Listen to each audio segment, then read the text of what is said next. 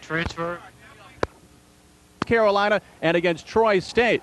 If there ever has been such a thing as a must-win in week number 4, this just might be it for Chattanooga. But it's not going to be easy. Georgia Southern is 3-0 and ranked number 3 in the country. Their average margin of victory has been 22 points a game. Their running game is fantastic, led by a freshman, Adrian Peterson. To tell you more about this fantastic freshman and the Georgia Southern ground attack, let's go upstairs and join Dave Weegley and Chip Tarkington. All right, Matt, thank you very much. And you can see Georgia Southern, what a job they are doing on the ground.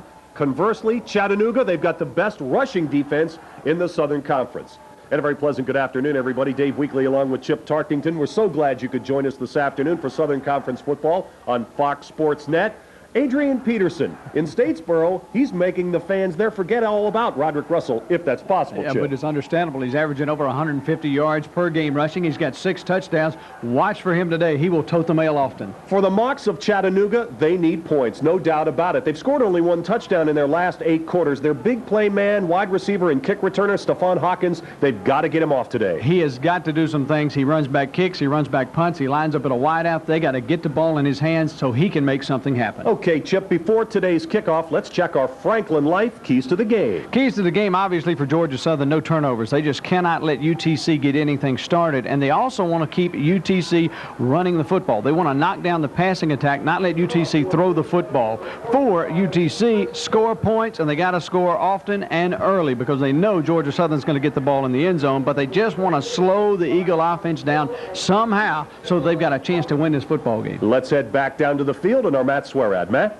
Thanks, Dave. Finley Stadium is a grass playing surface. It's in pretty good condition, but the weather conditions, sunny skies, very, very hot. It's almost October, but it feels like July or August here in Chattanooga. That just might favor Georgia Southern. They play in Statesboro, Georgia. Last time I checked, it's always rather warm this time of year down in Statesboro. The Georgia Southern Eagles trying to go 4-0 for just the second time in their history. Last time they did it, they won a national championship. So it could be a pretty good matchup this afternoon. Let's go upstairs for the kickoff. All right, thank you very much, Matt. Georgia Southern has won the toss, and they have deferred to the second half. UTC will receive the kick. A beautiful sunshiny day in Chattanooga, Tennessee, and we are so glad you are with us. Deep kick. And Stephon Hawkins will stay in the end zone. That's a touchback. And so Georgia Southern will go on defense, and the Mocs of Chattanooga will have it 1st and 10 at their own 20-yard line. And there's the aforementioned Mr. Hawkins. They would really like to get him rolling, if possible, offensively. Brian Hampton is the senior quarterback, a 4-year starter. Unfortunately for Brian, he's really gotten off to a slow start offensively this season. In fact, he missed the second half of last week's loss to Troy State with a banged-up shoulder and a concussion. 3 wide receivers to the right on first down, and there's the pitch to Coleman. And he'll take it across the 25 and up to the 27-yard line, and that's a winner on first down for the Mocs of Chattanooga. Let's take a look at our offensive lineup. And up front, Keith Brooks, the right tackle, is a converted defensive lineman. Jeff Nall on the left side is very, very impressive. Stephon Hawkins, number 2, keep your eye on him. Mark Hill leads the Southern Conference in receptions with 21. And right away, we've got an injury down on the field. Darryl Morrell, the linebacker for Georgia Southern, is down. Dave, looked like he got a little late block on him there, and he just kind of clipped him around the ankle or the knee, because that's the area they're looking at, is the knee and the ankle area. It looks like he just took a bad fall, took a late hit on it or something. Let's take a look at that Georgia Southern defense while we have an injury timeout on the field. Defensively for Georgia Southern, keep your eyes in the middle of that line. Voncellis Allen and the right end, Eric Davis, both very quick, very physical. This group had a dozen sacks last week in an easy win over Wofford in Statesboro. And the linebacking core, Darryl Morrell, who's injured and on the field now, is the best player among that group. And the Georgia Southern defensive secondary, Kawaki Thomas, Arky Thompson, Earth, Wind, Moreland. No, Earth, Wind, and Fire Moreland. There you go.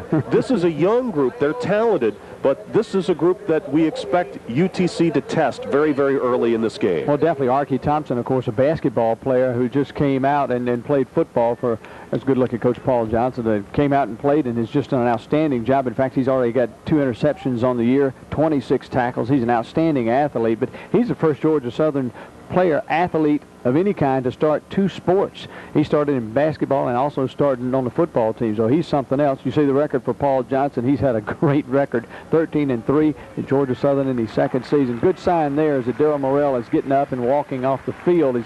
He's got some help, but he is kind of going under most of his own power. But they got plenty of linebackers at Georgia Southern. That's the thing about both of these teams. They have a lot of linebackers on both sides. So kind of unusual, and as we get a look at Buddy Green in his 5th season as the coach of the Mocs. Led the Mocs, of course, to a 7-4 season last year. And so we are ready now to get back to live action. It is 2nd down and 4, just underway. This is the first possession of the game. And the pitch back to Coleman. He'll try the short side, and there is nothing doing there.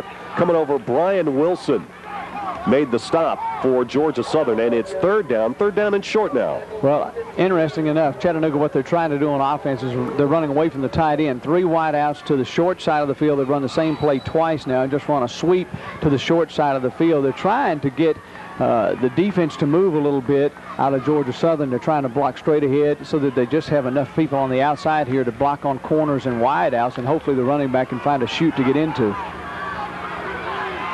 On 3rd down and 3. Tailback gets the carry, and there is nothing doing. Nowhere to go that time. Charles O'Neill is dragged down shy of the marker. And on 4th down, the Mocs will have to kick. Take a look at the pursuit here. Good shot from the end zone. All this is the old sprint draw, and there's just nowhere to go. Good play by the Georgia Southern defense to keep stringing him outside. McNeil had absolutely no place to go, and they shut him down. Good defense there by Georgia Southern. So for UTC, 3 and out. Scott Keilblock is in to punt the football. Low line drive kick, corralled at the 40-yard line. And that is Corey Joyner. And Joyner still on his feet across the 50 and up to the Mocs 47-yard line. So obviously Georgia Southern is going to have outstanding field position for their first offensive set of the afternoon. Just underway from Finley Stadium in Chattanooga, Tennessee. Southern Conference football on Fox Sports Net. Georgia Southern and Chattanooga, no score.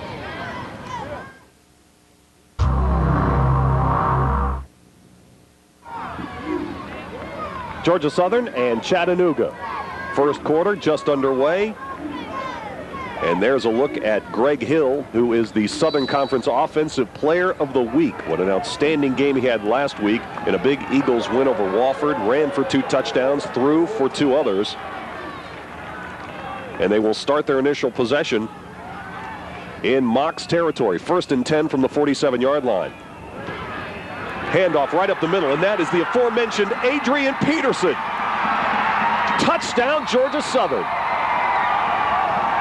Well, we told you this outstanding freshman likes to take it to the house. That is his 7th touchdown of the season. 1 carry, 47 yards, and the Eagles are in front, Chip. Well, that's the exact opposite of what UTC wanted to see happen. But I tell you what, the offensive line came off the ball and made a hole big enough to drive a Mack truck through. I think you and I could have run through that hole. Absolutely great blocking among the front. And you know what? Adrian Peterson knows where the end zone is. Yeah, he didn't have too much trouble matriculating his way 47 yards for the score. Now Chris Chambers is on to add the extra point. Kenny Warob is the holder. It's up and good. So how about that? Georgia Southern, 1 offensive snap, and they've got a touchdown on the board. Adrian Peterson. Well, he is the man. Here's a good look at it down low. Just handed straight ahead blocking, and he just runs by everybody, and then he's just off to the races, and nobody's going to catch him when he gets out there that far. He's just gone. A great play. Look at it again from the end zone. You see he shrugs off one man and makes a nice cut back against the grain, and then it's just Katie, bar the door, good night, Irene, I'm off to the races. Put 6 on the board. Well, that's what you want to do as a visiting team. Take the crowd out of the game, get on the board first, dictate tempo. And Mr. Peterson with a touchdown already up on the board, and he's halfway to his 4th consecutive 100-yard rushing day. Which is amazing. They've never had anybody to have 3 straight as a freshman. He's looking at 4 straight. You're right, because he's going to pick up yards today. All right, we'll see how the Mocs respond. It needs to be quickly. Yes, it does. Stephon Hawkins and Mark Hill are back to receive the kick. So Chattanooga goes 3 and out. Georgia Southern, 1 snap, a touchdown, and the Mocs find themselves down 7-0 at home very, very early. And the toughest thing is they started the first possession UTC did. The first 2 plays, they were in a 3rd down and a couple of yards to go where they had a chance to convert and keep a drive alive. Instead, turn around and bam, they're down 7. This is Hawkins from the goal line. Across the 20, had a seam momentarily, and he is brought down at the 23-yard line. So good special teams coverage by the Eagles of Georgia Southern, and now another Georgia Southern player is down. And that is Dante Harrow. That's another linebacker. He looks like they're looking in the same kind of area. Looks like a knee or an ankle again. You know, you never like to guess from up here what it is, but it's pretty obvious when they're grabbing a knee and an ankle that that's the part of the problem, but you just don't know what it is. But he's already taken his helmet off, and we're still waiting on word on Daryl Morrell to find out what happened with him. But Georgia Southern having a couple of linebackers going down early, that's not what they want. They've got a lot of linebackers, but you don't want to see that happen. We'll step aside from Chattanooga, 12:35 to go, first quarter. Georgia Southern with a 7-0 lead on the homestanding Mocs from Chattanooga. Georgia Southern with a 7-0 lead on Chattanooga. It's very, very early, and Dante Harrow, who was injured on that kickoff return, is being helped off the field. Now let's go down to our Matt Swearad, who's got another injury update for us. Matt? Morrell, guys, and right now it's a neck injury. He had some neck pain. He took his shoulder pads off. They checked his mobility. He appears to be okay, not really having much more discomfort.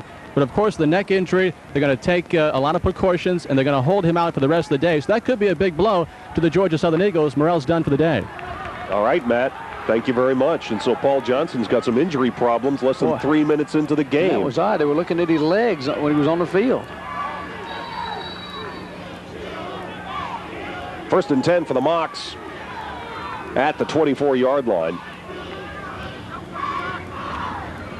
And the pitch. And Coleman is across the 30 and up to the 31-yard line. That's the senior tailback, Tyrone Coleman. And Coleman is the go-to guy as far as the running backs for the Mocs are concerned, averaging over 6 yards per carry. He's trying to make up for lost time. In 1995, he missed the first 3 games with an ankle sprain, and in 96 missed the last 5 games of the year with a bad knee. His offensive line has got a lot of experience. They ought to be able to make some holes for some running backs. Second down and 4 from the 31. Hampton, short drop. Pass is batted down, knocked away. And that was the big hand of Eric Davis, the senior, was able to swat that ball away, and now Chattanooga is facing another third down situation. That's what you call getting the big mitt up in the air and just batting it anywhere. Man, you said it. And he's got a big mitt to throw it into. I'm telling you, this Georgia Southern line, their down linemen are big and they are physical. Here's another look. Here's what Hampton's looking at. He looks up and he says, hey, wait a minute, where'd that thing come from? Third down and 3. Hawkins is split out wide to the right. 2 wide receivers to the right side. Hampton looking right, throws incomplete, and a flag is coming down. Interference is going to be called. That's going to be an automatic first down.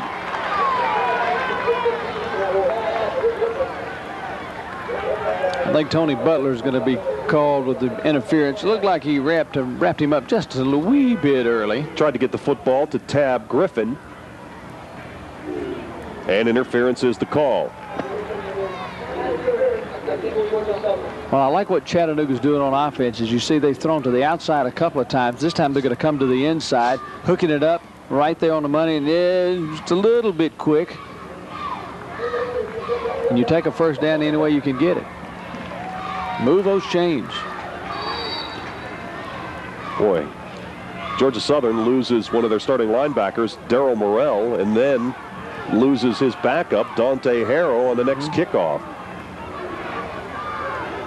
So we're seeing some Georgia Southern depth at the linebacking spot early in this game. Here's the pitch. This is Coleman to the short side, and there is nowhere to go. Josh Smithers was there waiting on him and brought him down after a gain of, maybe a yard. Well, Smithers has come in and played pretty good for Georgia Southern, junior out of Sarasota, Florida. He's come in and surprised some folks. They didn't think at the beginning of the year he might play very much, but all of a sudden he's playing a lot. There's Harrow on the bench getting some attention. Now they're working on his leg too. You got to think that's a leg problem there, you know. Matt, what do you know about that situation? Well, Dante Harrow, guys, it's a right knee problem. It's all taped up, and they were trying to see where the pain was. It looked like it was the back of his right knee, and from the early indications here, Harrow might be done for the day as well. He cannot put any strength or movement on that right knee at all right now. All right, Matt, thanks a lot. And as we come back to live action, the Mocs are in Eagle territory, and there's Stephon Hawkins, and he's happy about it. He said, give me the ball. He wants the ball. He was wide open. Nice pitch there by Brian Hampton, and you see he can do something with the football once he gets it. Nice sprint out here. Watch the way that Hampton gets turned. Gets those shoulders turned and throws it on the money. Nice pitch, nice catch, and then look at Hawkins looking for somewhere to go, and he runs north and south, makes a nice gain. That's what UTC needs to do today. Make something happen. Hawkins sees red when he sees Georgia Southern. I'll tell you about that in a minute. 1st and 10 from the Eagles 48. Hampton with the pass nearly picked off. Earthwind Moreland had his hands on the football. It was intended for Jermaine Whipple. I think Whipple missed the route. I think he and Hampton got crossed up on the route because he was looking to the inside like he was not one of the primary receivers, almost like he was a dummy receiver going down waiting for somebody to break behind him because he never looked at the ball. 2nd down and 10 from the 48. 2 wide receivers to the right this time. And there's the pitch to Coleman. And he's got a little running room. He's across the 45 and up to the 43-yard line for a gain of nearly 6. So it'll be 3rd down and 4. And that time they found some success trying to run off the left side. Well, he made a nice move at the line of scrimmage. One of the defensive linemen got in. We're going to take a look at this. Oh, I tell you what, our production folks are so good. It's sweet. Look at this. Nice pitch. And watch him make this little juke right here. Gets by the defensive end, Eric Davis, and then heads up the field. And that's what you got to do. Nice play. And, you know, if you have your running back, they've got to make some moves for themselves. The offensive lineman can't block everybody every time. They got to do some work on their own, and he did on that play. This Chattanooga Mock offense that's really struggled in the last 2 games needs to get some points on the board, get some confidence built. Hampton, little play action. And Hawkins went one way, and the pass went the other. Incomplete. It's 4th down. Hawkins, last year against Georgia Southern, caught 8 passes for 159 yards, including a 94-yard touchdown. So he's ready to go anytime he sees Georgia Southern, but not even Stephon Hawkins could catch that pass. Nope. That's one of those routes a lot of times where the receiver could decide to go inside or outside, and Hampton, I think, was just trying to get rid of it before he took a sack. Now, Kenny Waraub is on the field to do the punting for UTC, and he has been here, seems like 10 years. Sends it down the field, and that is a good-looking punt. How about that? Woo! Knocked out of bounds at the 1-yard line.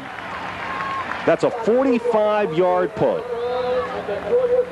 No return, and it pins the Eagles back at their own 1-yard line. Well, that's like an offensive weapon there. If you can do that, now your defense has got to rise to the occasion. They need to make something happen for UTC to get back into the football game. What you don't want to do now is allow Georgia Southern to go 98, 99 yards here and put more points on the board. That was a good look at Kenny on the sidelines. What an outstanding player he has been. He's a 4-year starter at the punting spot for Chattanooga. 1st and 10 for Georgia Southern at their own 1-yard line. You got to protect the ball here. And the handoff goes to Peterson, and he finds a little bit of running room, but he is dragged down by Hank Grant. Hank Grant, the transfer from Florida State. We have flags on the field. Well, Georgia Southern really came off the ball that time, and Carlton Bexley tried to hog tie Peterson, who seems to be bending over a little bit with something maybe shaking up with him too. He just tried to hog tie him, and he could. Peterson strong as a bull. He just pulled him right along. And we got a personal foul against the Mocs.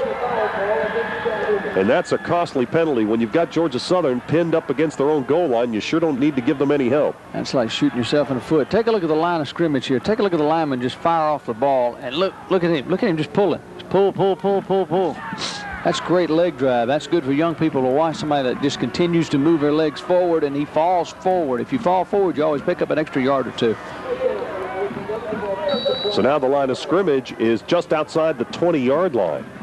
He's like a bull in a china shop, isn't he? He's tough.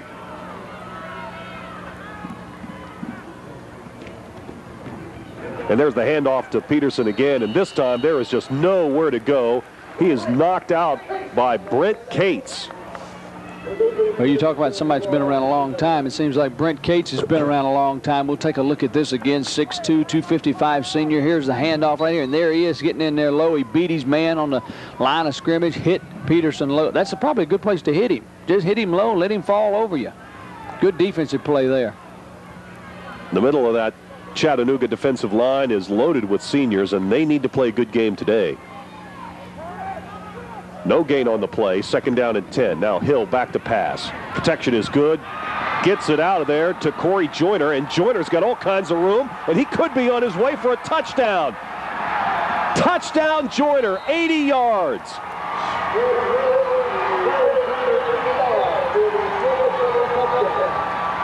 $80-yard touchdown, Hill to Joyner.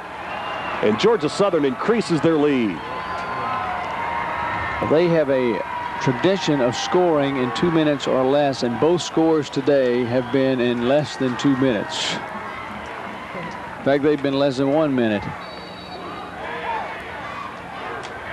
Chambers, boy, he's been busy. He's on the field again, this time for his 2nd extra point of the first 8 minutes of the first quarter.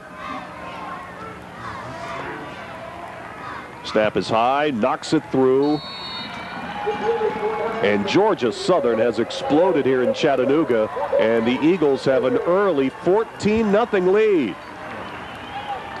Look at it again from the end zone, and this is something Greg Hill has really brought to this offense. Boy, they throw it to him, and it's all she wrote. Joyner on his way for a score. We're on our way to a break, but we'll return to Chattanooga in just a moment. The Mocs down by 14 early. Georgia Southern 14, Chattanooga nothing. 8:15 to go in the opening period, and the Mocs shell-shocked Chip Tarkington. Boy, I tell you what, they've been hit with a long run, a long touchdown pass. In fact, that ties Greg Hill's longest touchdown pass ever. He had one back in 1996 to my friend Earth, Wind, and Fire Moreland back when he was playing on offense. That one to Corey Joyner. I mean, he was wide open, and when he turned around, I don't think he could believe how open he was, and he had nothing but the sidelines to run. And that capped a 3-play, 98-yard drive. And Hill, with that pass, moved into 4th place on the all-time Georgia Southern passing list, passing Charles Bostic. Hill now with just over 1,400 passing yards. And there's Stephon Hawkins, and he'd like to get into the end zone himself today, if possible. Well, he needs to. UTC really with their backs to the wall right now. They have got to put some points on the board. 3, 7, something. They've got to get back in the football game. This is Chambers' 3rd kickoff in the first 8 minutes of the first quarter. I'll wear him out.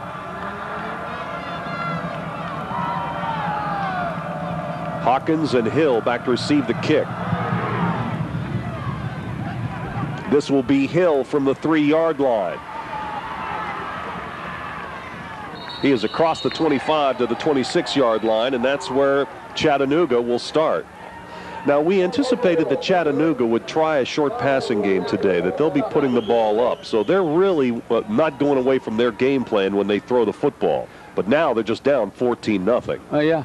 You're absolutely right. And, you know, they've had some success. They've moved the football. They just hadn't gotten the end zone. But then again, the best field position they've got is about where they are right now. They're on 25-yard line. That's a pretty good drive that you got to make, and we're back to that 3 wide outs to the short side of the field again. They had some success with this the first series. Coleman is the lone setback. He takes the pitch and goes to the short side. Flag is down, and Coleman is down as he reaches the 30. I believe we're going to have a little holding, Dave.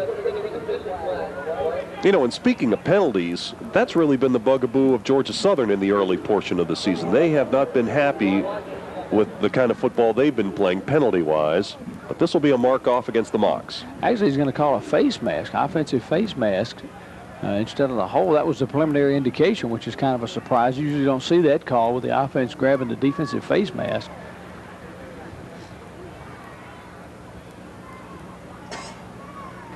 And see, that's what he's calling. Yeah, you don't see that very often.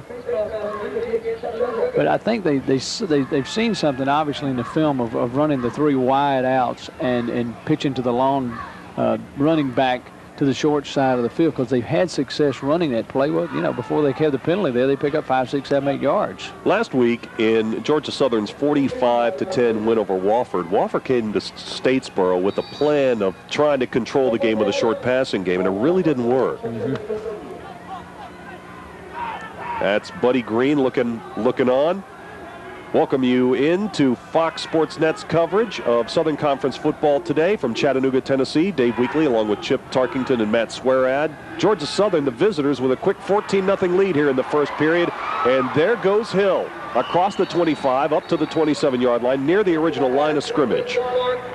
You know, he came into the game with the lead in the conference with 21 receptions. That's his 22nd. He's second in yardage. And you know why he's getting the football is because they're double teaming Stephon Hawkins all the time. And Hill has really been a big surprise. But you know what? He can catch the ball, and he knows where to run with it. That's a nice pickup there on first down. And so Hill, after that grab, splits out as a flanker to the right side on 2nd down and 8.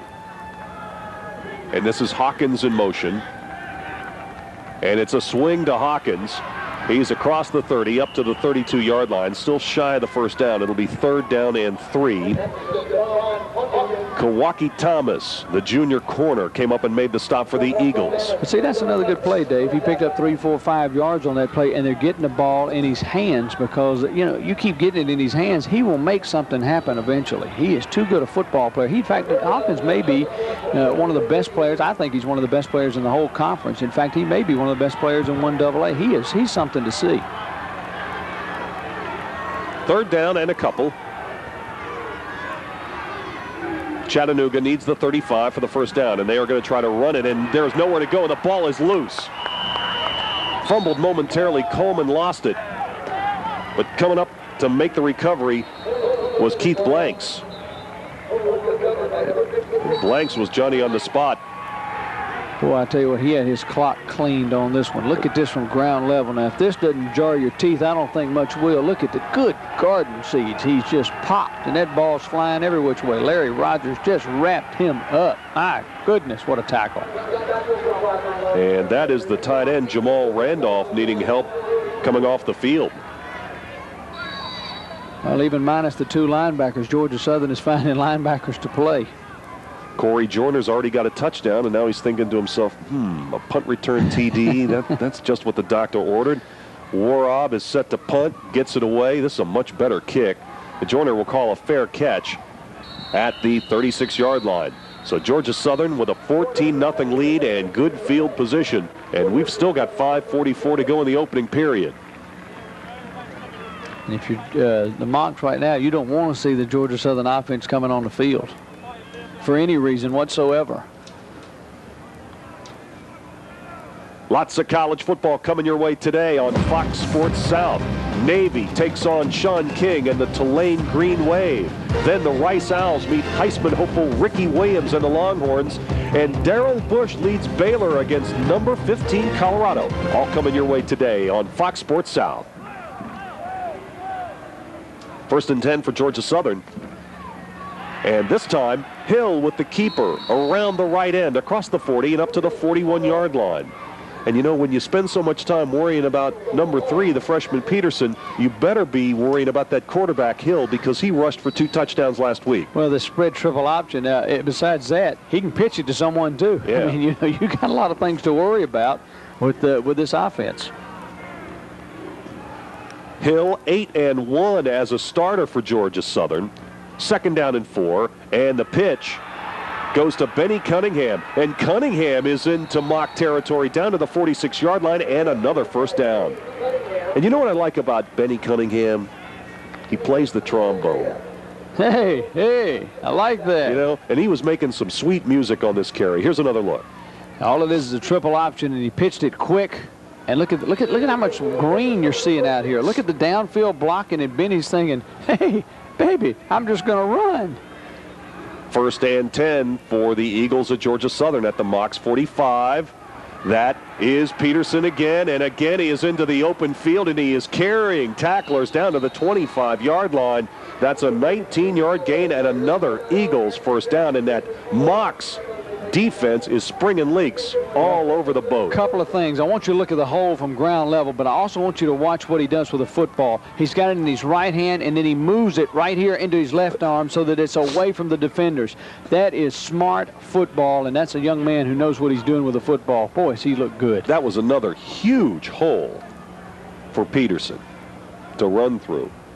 Well, if he gets some motor going, he's got good speed, too. Yeah. He's trying to put up 100 rushing yards in the 1st quarter. Roderick who? Roderick Russell who? That is not fair to Roderick. I'm teasing. What a great ball player he was. I'm teasing, but my goodness. You watch this young man and then you go, Roderick? Oh, he was a great football player at Georgia Southern.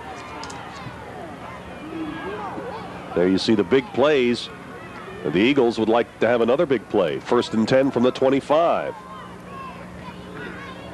And that's Peterson again. This time, the Chattanooga line bows its neck, and they stop him after a 2-yard gain. It's 2nd down and 8.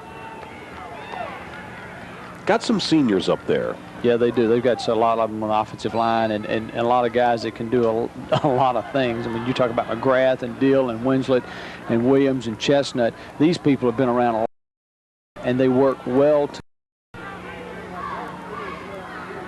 2nd down and 6. Hill, the pitch, across the 20, inside the 5-yard line, right down to the goal line.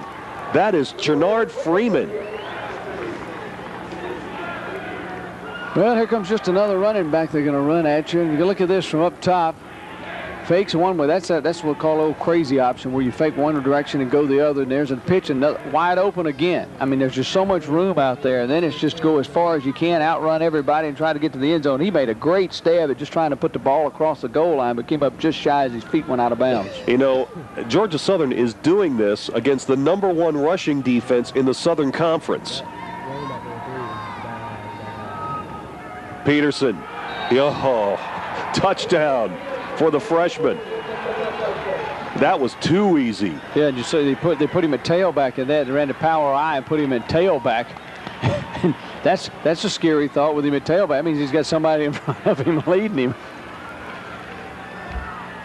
Another look at the touchdown, the 2nd of the 1st quarter for Peterson. Oh, that was easy. Goes in standing up. Boy, the right side of the line just cleared the Mocs out. Chambers with the kick, but Peterson just got behind Williams and Chestnut and just blasted into the end zone. See number 99 in there? He comes in there to block. That's old Von Silly's Allen. He loves playing fullback so he can hit somebody blocking. He didn't have to tackle him. He comes in there to big fullback position to block. And that's a lot of meat with those two coming at you. When you got Allen and Peterson coming at you, bam, bam. You don't want to be a linebacker having to face that. Good gracious. So Peterson with 2 touchdowns here in the 1st quarter. And the 6 plays, 64 yards on a drive that covered just under 2 minutes. And it's 21-0 Georgia Southern. Now, we expected the Eagles to be strong, but we didn't anticipate this kind of start. Well, this is unbelievable. I don't think Paul Johnson expected this either. I mean, he said that he thought that they were really going to be in for a battle on the line of scrimmage because Chattanooga's defensive line was so good and their linebackers were so good. But the offensive line for Georgia Southern has just blown people off the ball and given big holes. If you give big holes, good running backs can run from here to eternity, which is exactly what's happened. All three of these touchdown drives have taken less than 2 minutes to score for Georgia Southern. They strike like lightning. In the first 11 minutes of this game, the Eagles have put up nearly 200 yards of total offense. Peterson was 77 yards rushing and 2 touchdowns.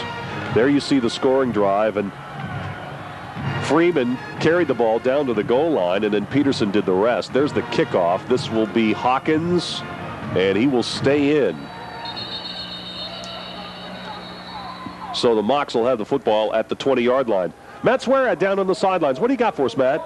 Well, guys, it appears there may be a quarterback change right now for the Chattanooga Mocs. The senior Brian Hampton's been going, but during the last possession for Georgia Southern, the freshman Castamadio is warming up, and I believe he's going to be coming in this series, and here he comes on the sidelines right now. He started the season the number 3 string quarterback, but because of some injuries, he's been sharing time with the senior Hampton, and now down 3 touchdowns. Buddy Green turns to him to try and get the Mocs back in this one. All right, DiMatteo. Cause steps under center. 1st and 10 at the 20-yard line. Little play action. And he gets it out to his tight end across the 30 up to the 34-yard line, and that is a first down.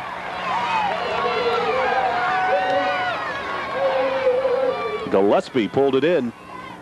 You know, I've always liked that play where you're going in one direction and then you come back and throw it to the tight end in the opposite direction. Look at this. Nice play by Kaz. He made a nice fake in there, and the man is open. Nice toss, nice catch, and run. Just head up the field. And that's a good play, good first down play.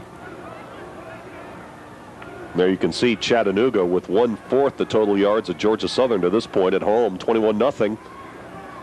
DiMatteo under center, short drop, gets the ball out to Hill. Hill takes it to the outside. He's knocked out of bounds right in front of the Eagles bench, up at the 45-yard line, and that is close to another first down. I hope we got to look at this. We've talked about Stephon Hawkins being the kind of player that he is, and I want you to see if we have this. I don't know if we have it again, but he made a block out there that wound up blocking 2 or 3 people so Hill could pick up more yardage on the play. That's what I'm talking about, him being one of the best players in the league. He does little things right, blocking for his teammates, making catches, running back kickoffs, running back punts. He's just a fine player. DiMatteo came into the game after Hampton was hurt last week against Troy State. He was just 6 of 17, but did lead the team to their only touchdown drive. There is the pass to Hill, and Hill really has nowhere to go as he's wrapped up by Earth Wind Moreland. Well, the one thing that's interesting about bringing DiMatteo in is he's a pretty good runner, too. In fact, he's probably known better for his running, and he's come out here, you know, firing it away and is throwing the ball on the money every time. Redshirt freshman from Winchester, Tennessee, Franklin County High School. He was expected to battle Adam Weingarten for the backup spot, but Weingarten was lost for the season after he was injured at East Carolina. Yeah, freak knee injury. Freak injury. There's nobody around him. He just got hurt. Just Late gave out. Yeah, just totally gave out. Coach Green was telling me about the injury. He said, we still don't know what happened. He said, Adam doesn't know what happened. So that's a first down for the Mocs. Chattanooga puts a couple of first downs together. UTC with their first third down conversion in 4 tries this afternoon. 2.5 minutes to go, first quarter. Long count from DiMatteo. And there's the pitch. And into Georgia Southern territory and out of bounds at the 46-yard line.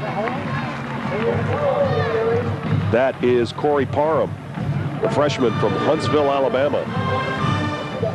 Take a look at this again. The defense stringing this thing out, but there's some good blocking at the point of attack right here. Look at the pitch. The defense still trying to string out, but he sees a little bit of a seam, and he gets in it. Look who's blocking again down the field. Stephon Hawkins blocking down the field. Your receivers have got to be able to block. Well, the Mocs get down 21-0 here at home, and it's time to put the seniors on the bench for the moment and let the freshmen take over. Handoff right up the middle. Across the 40, 38-yard line. That's the fullback, Freddie Patrick. And there's a senior from Savannah. You know he wants to beat Georgia Southern. Yes, he does. Badly. In fact, Patrick scored the Mocs' only touchdown last week. Savannah not too far from Statesboro, about 50 miles apart.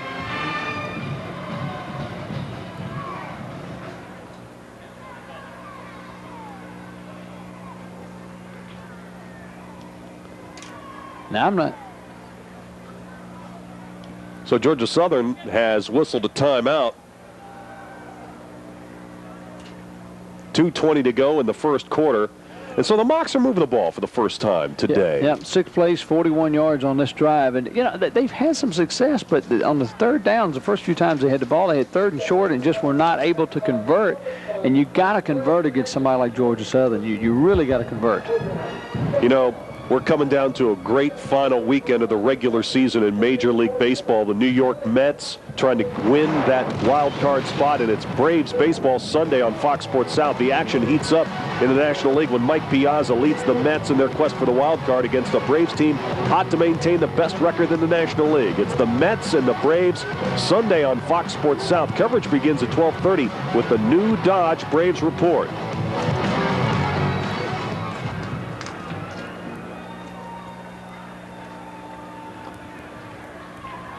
Take a look at that. And it looks like the freshman has given the Mocs a boost. He has done that.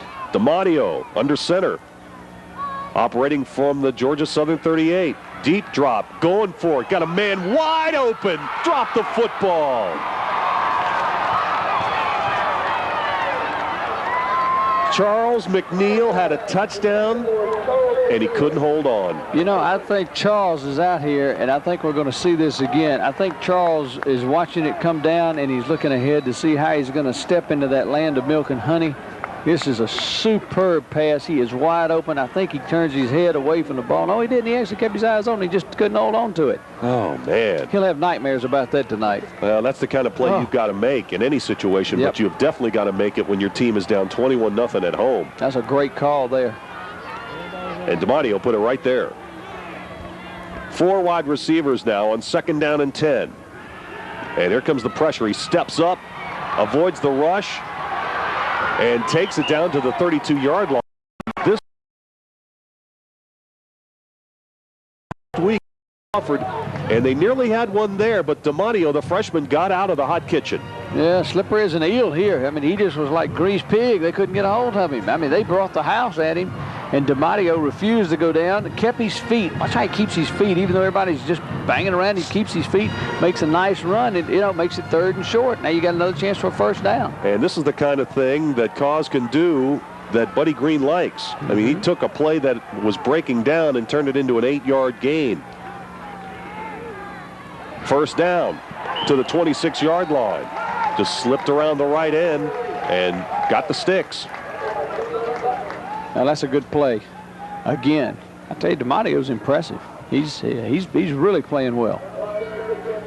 So the mock drive continues. We're inside of 2 minutes to go in the first period now. Georgia Southern 21, Chattanooga nothing. Buddy Green would sure like to get something up on the board early, get his team back into the game, get his bench back into the game emotionally. Crowd, bench, coaches, players, everybody back in it.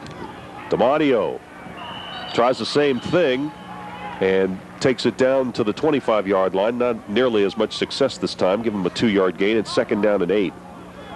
And when you've got a quarterback that can run and throw, the defense has to respect that. There's no question, and it's a little different when he comes in the football game because Brian Hampton known mostly as a passer. So if you're setting up your defense to watch for the pass because of Hampton, and then you bring in DiMatteo, it's a nice change of pace, which means your defense has to adjust. And we've already talked about Georgia Southern's lost 2 of their linebackers today, so that's another adjustment for these guys that are coming in. Yeah, that's a real good point. 2nd down and 8. DiMatteo this time to the left. And that pass is caught. That pass seemed like it took a year to get out there. A flag is down. Have we got a late hit? Late hit. Late hit on the quarterback. And we've also got a completed pass. And the pass was complete to Larry Henderson. Yeah, DiMatteo made a nice throw, nice catch by Henderson, and then there was a late hit on Kaz. And, you know, that might have been just a little welcome to the Southern Conference hit there. You know, just let you know, Georgia Southern said, hey, we just want you to remember we're here.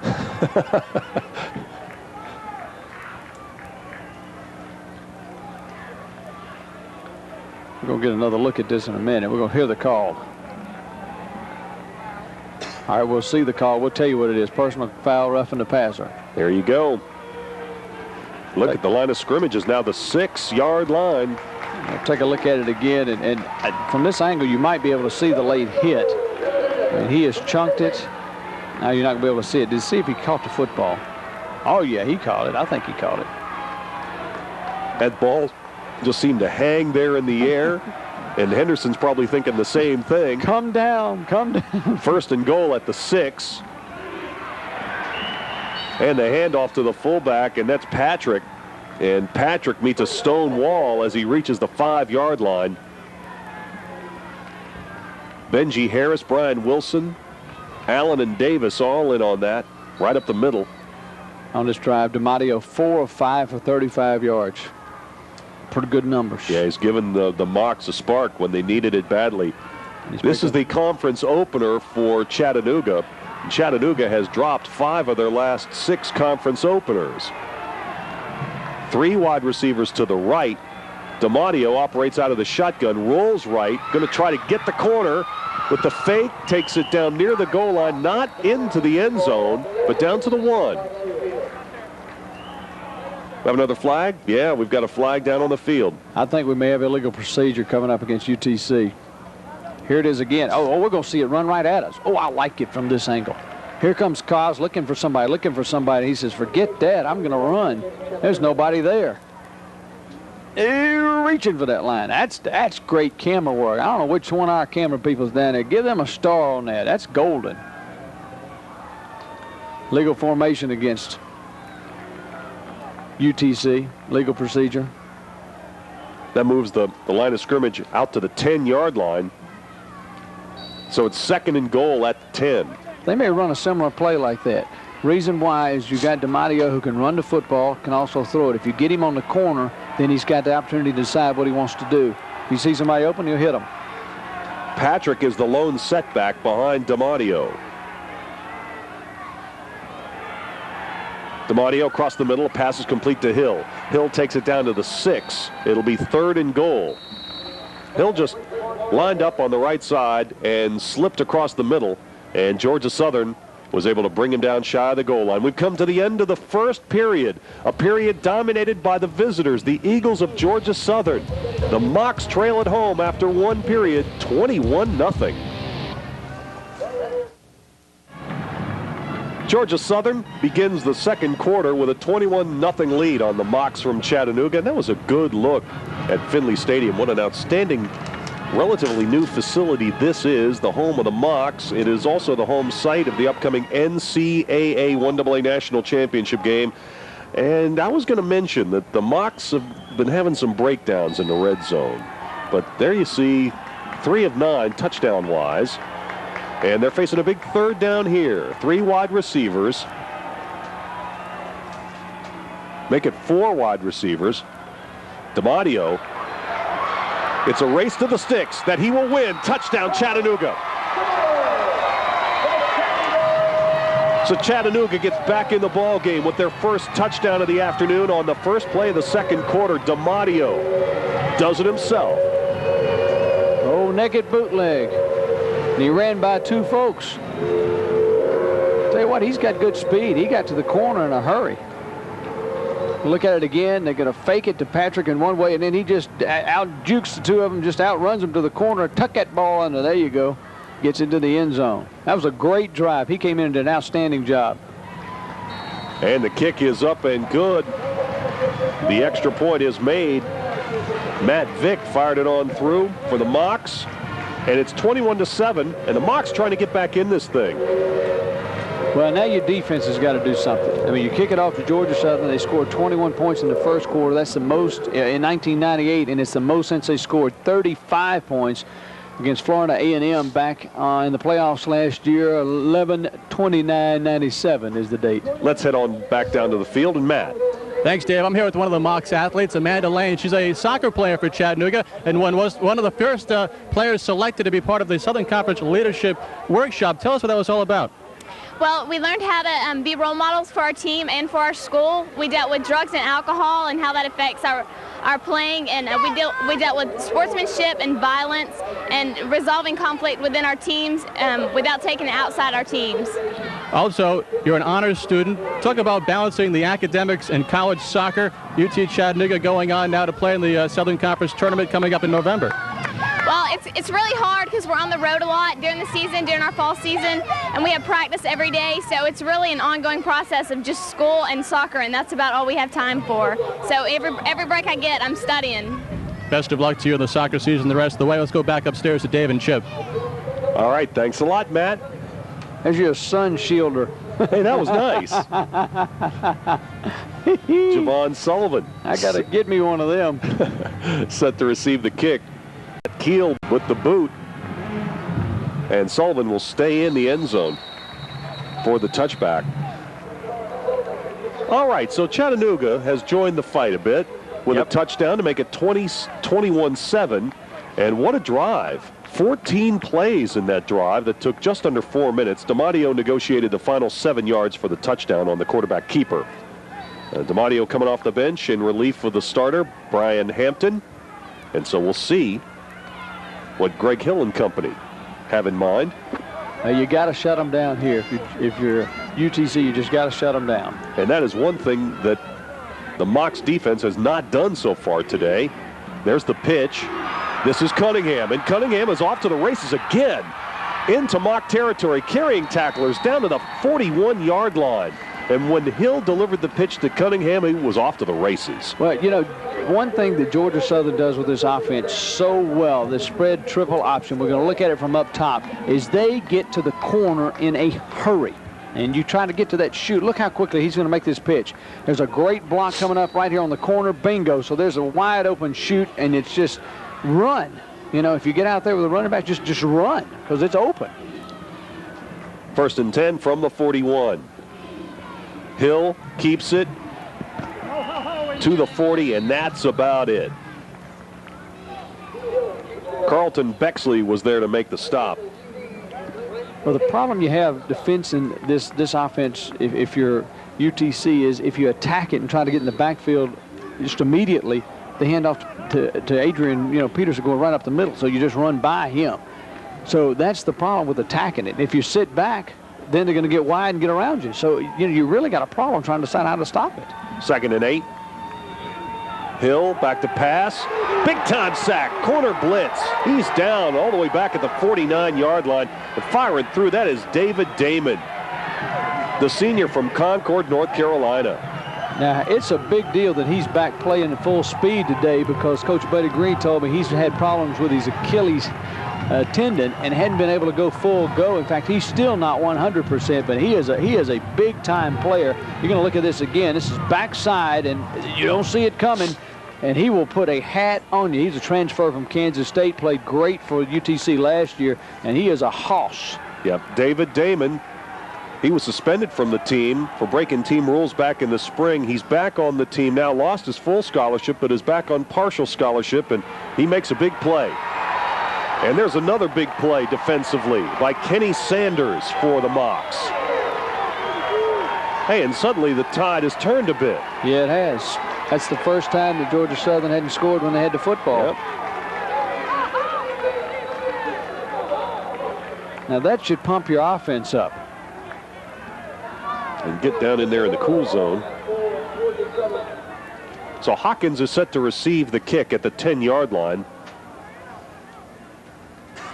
And Kenny Warob is on the punt.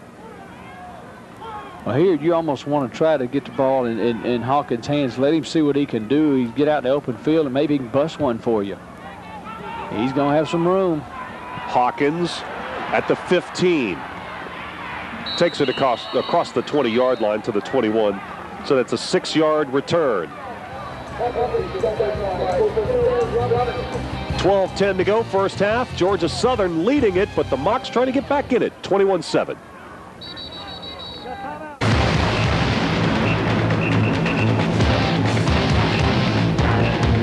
We are in Chattanooga, Tennessee. Fox Sports Net coverage of Southern Conference football. Chattanooga hosting Georgia Southern. The Eagles lead it 21-0. Georgia Southern raced to a 21-0 lead in this game. Dave Weekley along with Chip Tarkington and Matt Swearad. So glad you could be with us this afternoon. An absolutely perfect day for football. And Cause DiMatteo has done a perfect job at quarterback in relief of Brian Hampton for the Mocs of UTC. Hill with the short reception.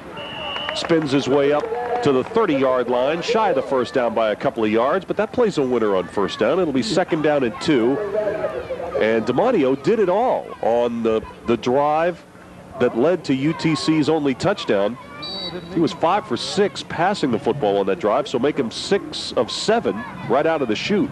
Rush for 20 yards and a touchdown. Not bad. That ain't bad.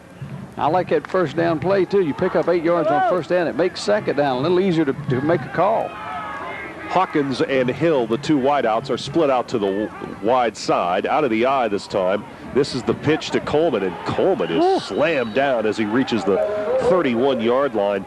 And for Georgia Southern, Jamar Jones, a freshman defensive end, was in there, and LeBlanc as well, Robert LeBlanc. There are 2 freshmen in there. Well, they've got some freshmen who are going to be good football players, and I'm going to tell you, they're going to get some playing time this year because Coach Johnson knows that he needs to get them ready for next year.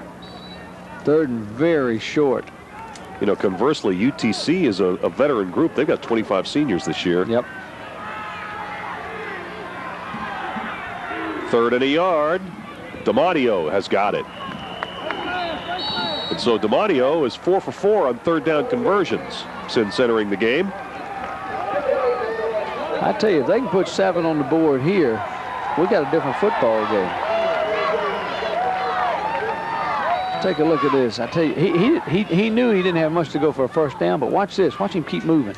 Keep driving those legs. Keep driving those legs. Keep driving those legs. He just didn't want to go down. So that's a first down for the Mocs at the 33-yard line. Mocs with a lead in first downs, 9-7, but the Georgia Southern Eagles lead where it counts most on the scoreboard, 21-7. From the shotgun, DiMatteo faking, keeping it, across the 40. He's got a first down, stumbles all the way up to the 48-yard line. Well, once again, DiMatteo getting to the corner where he can decide, and if it's that wide open, he ought to run the football. We'll take a look at it from the end zone. Now, you're the defense. Here's what you're seeing. You got 4 receivers coming at you and a quarterback. He beats everybody to the corner. Why not run the football? That's the safest thing to do. He's going to tuck it under and gets a first down. I mean, that's smart football. And DiMatteo is going to have to come off the field momentarily. And now we have got a timeout whistled by the Mocs. We'll step aside. 10 minutes to go until halftime. The Mocs are driving. Georgia Southern leads 21-7. Let Buffalo run on the field. You move. You got to get out of the way. You just got to move. But that's part of the game. I don't even want to be running alongside that Buffalo. He makes a wrong turn. You've had it. 1st and 10. Pitch back to DiMatteo. Hawkins makes a great adjustment on the pass and takes it down to the 20-yard line. That's a gain of 32. It wasn't the best looking pass in the world, and I think we've got another late hit on DiMatteo, don't we? I think there's a chance that if there's not a holding call, there may be a holding call. Yeah, maybe. Here's the replay of it. Look, pitch back. This has always been a good play, but you're right. Hawkins makes the adjustment. He comes all the way back inside the double coverage and makes the catch, and this one is going to come back. Yeah, that's a shame. Yeah, it wasn't roughing the passer. Instead, it was a holding penalty. That was a 32-yard gainer that goes off the board. Little holding against Big Eric Davis. Oh, he is big. He's huge. He looks bigger than 6'3", 260. He plays like he's about 7'4", 420. When you get Davis and Allen bum rushing, I mean, that is a great situation for a defense like Georgia Southern. Not the best thing you want to see, though, if you're a quarterback like Cos DiMatteo. So that wipes out a big gain. And the line of scrimmage now is the 33-yard line. Short drop. Pass is complete. That's Chris Earl. He's across the 40 up to the 41-yard line.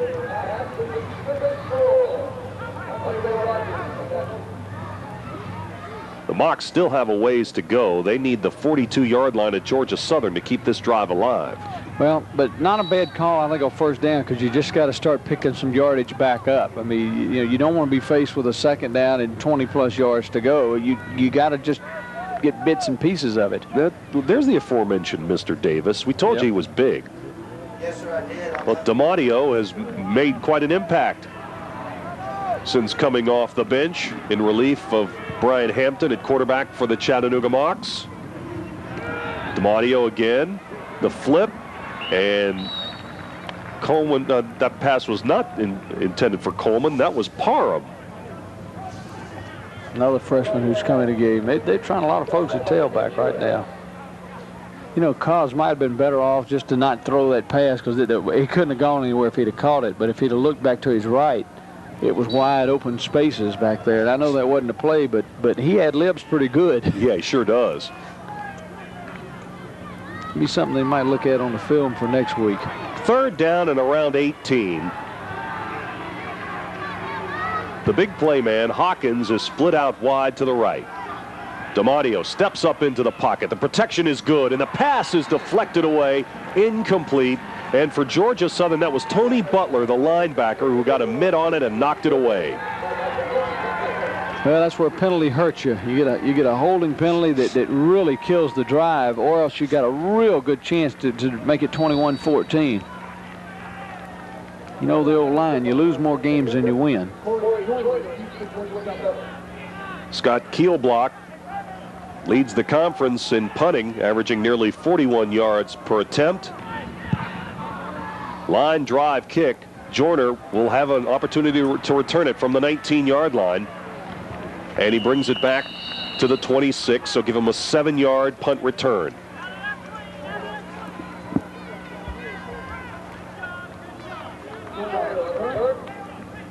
We'll get a good look at the third down play here. DiMatteo dropping back, and I tell you what, Butler really made a nice play. He just throws his body out there in front of it to knock it down, or that's a completion there. You got to sacrifice your body every now and then in this game, you know.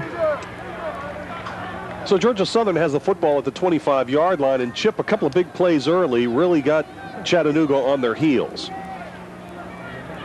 Peterson with a long touchdown run, and Joyner caught a flip pass from Hill and went 80 yards. And that's Hill, and Hill is dragged down from behind. And that's Kenny Sanders coming over and making the big defensive play for Chattanooga from his outside linebacking spot.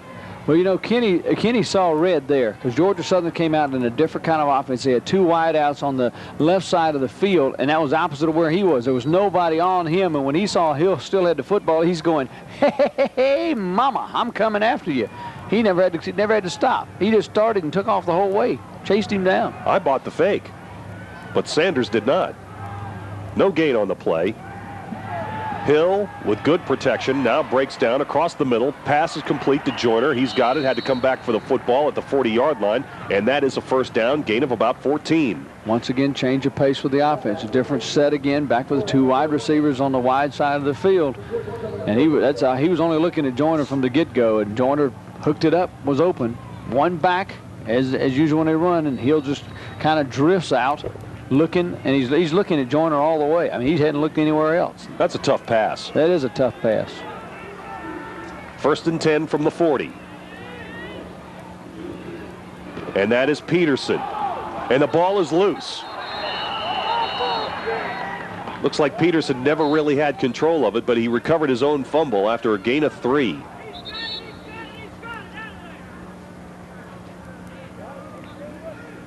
Let's see if it was a botched exchange. It's a good angle to look at it. No, it's just a good hit. Woo! It was a good hit. Hank Grant. Yep. The transfer from St. Pete. We call that putting the hat on the ball. 2nd down and 6 from the 44-yard line. This is Peterson. And he is brought down shy of the first down marker. Progress to the Chattanooga 48. And that is Carlton Bexley making the stop. And Bexley is yet another one of the transfers on that defense for UTC, transfer from Auburn. This is a big 3rd down for Tennessee Chattanooga. You got 6:45 to go in the first half. You're down by 14. If you can stop Georgia Southern here and to get the ball back and maybe put points on the board before the half. Hill has the first down into Mock's territory at the 46-yard line. Sanders made the stop. You know, Baxley, the transfer from Auburn, we mentioned him just a moment ago. He was bothered by a hip flexor during the preseason, but he looks pretty good out there now. Yeah, he does. 1st and 10 from the 46-yard line. Georgia Southern, they have been an offensive machine the last 2 weeks. In their last 2 games, they've scored a combined 96 points. There's the handoff to Peterson, the freshman. And after a good surge, is brought down after a gain of about 4. Running that change-up offense again that we've just seen on this series, where they're going to 2 wide receivers on one side of the field, usually to the wide side, and that was a little inside trap move what they were trying to run there with Peterson, trying to run him right back up the middle, and they've had a lot of success with that. Boy, this is classic Georgia Southern football. It is. They control the ball and just wear you down with this option game. It eats time.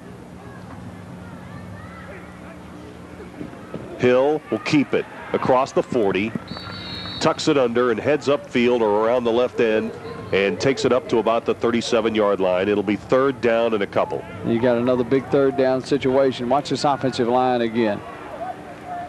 Fake inside. Look at the hole right there. That's what your quarterback's seeing, and it closed in a hurry. Nice pursuit there by Chattanooga, but there was a big enough hole early. Everybody just converged in a hurry. There was a big hole provided by the left guard, number 74, Steve Dill, the senior from Fort Walton Beach, Florida. 3rd down and 2.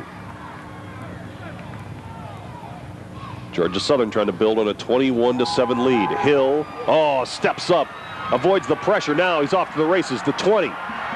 Right. He was caught from behind by Sanders, but not until he reached the 11. So that's a 26-yard gain. We mentioned DiMatteo being a good running quarterback. Guess what we're seeing now? Greg Hill is a good running quarterback as well as one who could throw. This is not something that you teach. This is just instinct. And look at where he goes. What a nice move right there. Oh, my goodness. And then he is just heading as quick as he can. I tell you what, Kenny Sanders has got some speed. I mean, he chased him down. Peterson tried to keep his feet and did a good job of it, spinning his way down near the 2-yard line. So he's close to a 1st down. That's a gain of 9.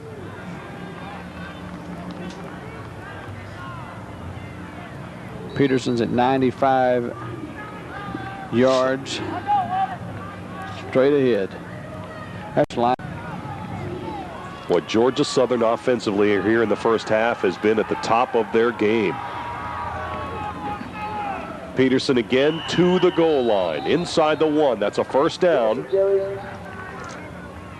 I think it's safe to say he's going to get over 100 yards again. Say that's a safe bet. For his fourth consecutive game. He is one impressive-looking freshman, that's for sure. Well, you know, he's got a brother that plays at Florida. He's a good player at Florida. His brother Michael is a Gator linebacker, and he's the cousin of Freddie Solomon of the Philadelphia Eagles. Good bloodline. Peterson brought down shy of the line. Well, they brought in that bull offense again with Voncellis Allen coming in at fullback. He loves being out there, you know it. Wearing that big 99, lining up. They're going to hand him the ball at some point, I guarantee you. And you see what Peterson, he's putting his chin strap on for him. He wants to make sure he's happy. There he goes, block it in there. And that's pretty good play again by Sanders. He's reaching in there and putting a paw in there trying to bring him down. Yeah, it looks like the Chattanooga Mocs won that battle at the line of scrimmage. Georgia Southern at the goal line. Hill won't make it.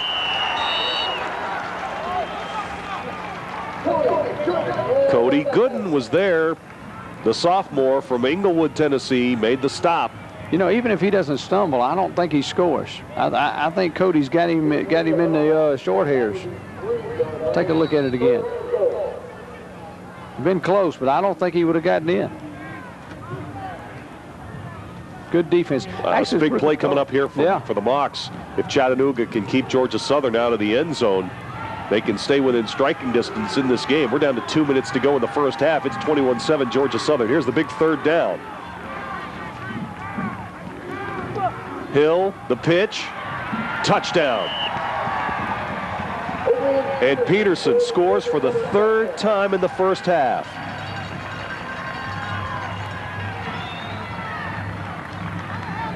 Boyd Hill, what a great pitch. Phew. He made that look so easy. Well, he gets rid of the ball quickly.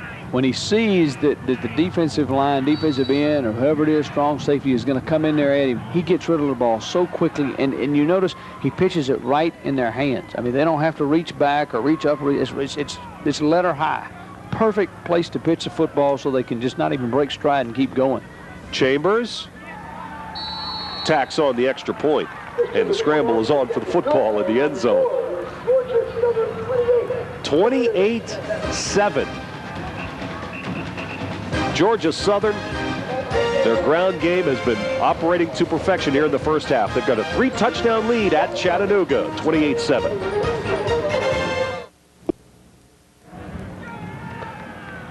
Georgia Southern leads Chattanooga 28-7. The Eagles on the road this afternoon, but they have made Finley Stadium their home sweet home to this point today. They have looked very, very strong. And Adrian Peterson, the outstanding freshman tailback of the Eagles, as good as advertised. Third touchdown of the day just a moment ago. A season high is 4 is against Jackson State. But the drive here we were talking about, 13 plays, 74 yards, 6 minutes and 27 seconds off the clock. That is Georgia Southern football. There's Hawkins on the kickoff return with a good head of steam from the 7-yard line. Chambers can't get him. There goes Hawkins, the big play man, finally knocked out of bounds at the 23-yard line. We've been waiting for him to make a big play, and I think that's one of them. Well, you know, you go back to when the last time UTC had the football. We're going to get a replay of this. Remember, he made the big catch where the holding call was. That's right. Or else they're in great field position. Now, this is just Stephon Hawkins in his prime. He made a nice move from great blocking, and then he just takes off. Good angled tackle here coming up by Georgia Southern, but that's exactly what UTC needed. 70 yards on the kickoff return for UTC, and you got to like that. You got to like that. Wind Moreland saved the touchdown. And he can fly. He's the fastest player on the Georgia Southern team, so Georgia Southern was fortunate that it was him in pursuit. We've got a UTC player down on the other side of the field, Jamal Randolph. Yep, that's the tight end. This is the second time he's been down today. He went down earlier. Remember, was shaken up earlier in the game and came off. Now, Randolph is a converted high school quarterback. He was the quarterback at Douglas High School in Atlanta. And when he was playing his high school football, he would hand off to current Tennessee running back Jamal Lewis. A little different now. Look at this. Hawkins with 100 yards on 3 kickoff returns today. Yeah, he can do it all. He's got some punt return yards. He's got some other yardage. I mean, he does that. Look at that Peterson. He's got some guns over there. He does have some guns. And he's built like he's 5'10", 207. He's probably a little bigger than that. Sandbagging that height and weight a little bit. Boy, just look at him there. He's got it going on, doesn't he? I mean, he scored 3 touchdowns. He's rushed for 100 yards in every college game he's played. And now Randolph is being helped off the field. And he's putting no weight on the right leg. That's not good to see. No, that's not good to see. The Mocs have a little bit of depth at that tight end spot. Adam Lee is a good tight end, so I would anticipate that we will see him in there. Cosdomadio making his way out to the huddle of the Chattanooga Mocs. Now, that big return by Hawkins could be important if the Mocs could find a way to get into the end zone here before halftime. They trailed 28-7. in a half that's been dominated by big plays and really fine offensive execution by the Eagles of Georgia Southern. On first down from the 23-yard line, 2 wide receivers to the left. DiMatteo on the short drop to Hawkins, pulls it in inside the 10, takes it down to the 7. That's a first down. And DiMatteo showed good arm strength there, Chip. Good arm strength, but Hawkins, again, if you throw it near him, it's like throwing to a guy on a motorcycle with a butterfly net. Just throw it at him. He's going to make a catch. Here it is again. DiMatteo on the money with it. Good toss. Nice catch. Bring it home. Good-looking play. That's why you got to get it in his hands. Yeah, DiMatteo really with a fine pass there. Not a lot of margin for error on a play like that, and he zipped it in there. It's first and goal at the 7. Clock is running under 90 seconds to go in the first half. DiMatteo with the pitch back. Great defensive play. Nowhere to go for Parham. Corey Parham, the ball carrier.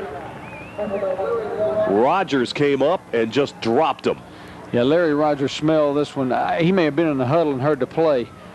Nobody gets a mid on him. And there he is in the backfield. Boy, that hurts, especially when you're trying to run a sweep. You cannot have any penetration when you run a sweep. And now the clock continues to run. You can see it up in the upper left-hand portion of your screen. We're down to 50 seconds to go in the first half. Second down and goal, but now the line of scrimmage is the 15. DiMatteo. Nice fake there, working his way to the right. Now he's going to tuck it, run it, and take it to the 11. They may take a timeout here, and they do. So they burn a timeout with 29 seconds to go. You know, he made a smart play there. And the initial receiver he's looking at's covered. So he ad-libbed. We talked about it. Just make something happen. He rolled further to his right, trying to wait for somebody to break open. Nobody could break open. Good coverage by the Georgia Southern secondary, and he just kept running and picked up some yardage and, you know, kept the drive alive. Here he is. See, initial receiver, no. Looking second, third, and he makes a nice move here to get outside the Georgia Southern lineman. That drives the lineman crazy. And he just tucks it under. There's nowhere else to go. Nice play by DiMatteo. DiMatteo ended up at Chattanooga. Well, it was a family tradition, just like Hank Williams Jr. used to sing. He had 3 other brothers who went to Chattanooga. So you got no choice. He had no choice. That's how right. He ended up at Chattanooga. Now, his dad was a good football player, too. Played at Wyoming and Elon. Now, Well, the fans that matriculated into Findlay today for this ball game are seeing a very entertaining offensive shootout, and what a perfect day for football it is. Oh, it's a great day. Oh, great day for football. We're going to have a lot of fun this year with Southern Conference football and Fox Sports South. Got some humdingers coming up We've got down some the good road. games 2 weeks from today. We'll be at VMI to see Wofford and the Keydets go after it. 2 timeouts remaining for Chattanooga here in the final half minute of play in the first half. Big third down, Dave. Hawkins and Hill are split out wide to the left for Cos DiMatteo. Rolls left. They are in pursuit. Lets it go out of bounds. Incomplete. Well, they blitzed, and he really had nothing else to do with it. It was smart play by the freshman just to throw it away. I mean, there was nowhere for him to go with it. Everybody was covered. They sent the kitchen sink at him. But once again, we talk about his speed. Being able to roll out allows him to be able to throw it away if he needs to. And I think that's a good call. A good call by the Georgia Southern defense, too. So 3 on the board, though, is 3 on the board. You got to put some points up. Matt Vick is on to attempt the field goal. It will come from the 18-yard line, making this a 28-yard attempt from the right hash. Remember, it's a new holder because Weingarten's not here anymore. On the way, and good. A 28-yard field goal with 19 seconds remaining in the first half. Get some points on the board. It's 28-10. You hear the choo-choo. That's the Chattanooga choo-choo. Of course it is. We're just blocks away from the original Chattanooga choo-choo station. Nice drive there. 5 plays. Take 1:33 off the clock. Only 111 yards on it, but they got points out of it. Thanks to that nice kickoff return by Hawkins. Well, the Mocs of Chattanooga when they head back to the locker room, they can be confident in the respect that they have showed they can move the football. They've got, have they got 300 yards in total offense? Both teams have 300 yards in total offense up on the board. So Chattanooga can be confident in the respect that they can score, they can move the football. But what they have not been able to do is stop Georgia Southern today defensively. Georgia Southern has been able to run the football practically at will this afternoon. They've got 219 ground yards to this point. One punt for Georgia Southern. One punt. How about this crew getting? You're going to like this. As soon as you mention this, Dave, look at this. They're going to get us up a graphic here in a minute. They're going to have the total yards on it. It's going to happen. Watch. There it is. There it is. That's only 613 total yards. That's racing up down the field. That is a lot of yards for the first half. When's the last time you saw a game with 1,000 total yards? We may have that.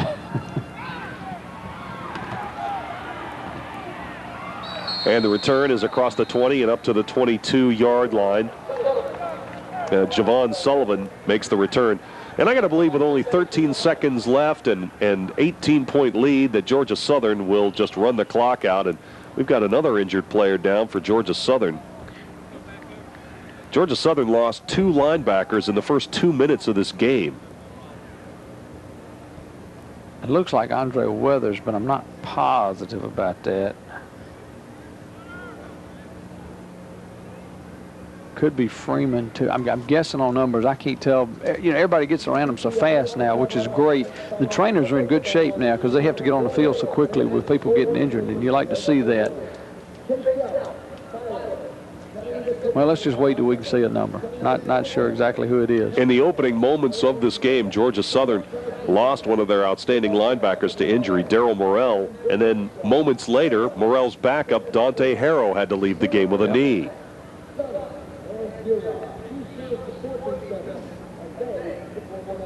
Matt Swearad is down on the sidelines. He's going to have our halftime story today. How about a preview, Matt? Thanks, Dave. It's been a terrific first half. If you're a Georgia Southern Eagles fan, but the Mocs trying to get back in this one, 28-10. At halftime, we'll have all the highlights, of course, and analysis of the first half. And also, I'll be talking with the chancellor at Chattanooga, Dr. Bill Stacy, and the new athletic director, Oval Janes. That's coming up at halftime. It's been a good first half. We have an exciting second half coming as well, but first halftime coming up in just a few moments. Back upstairs. All right, Matt, we look forward to it.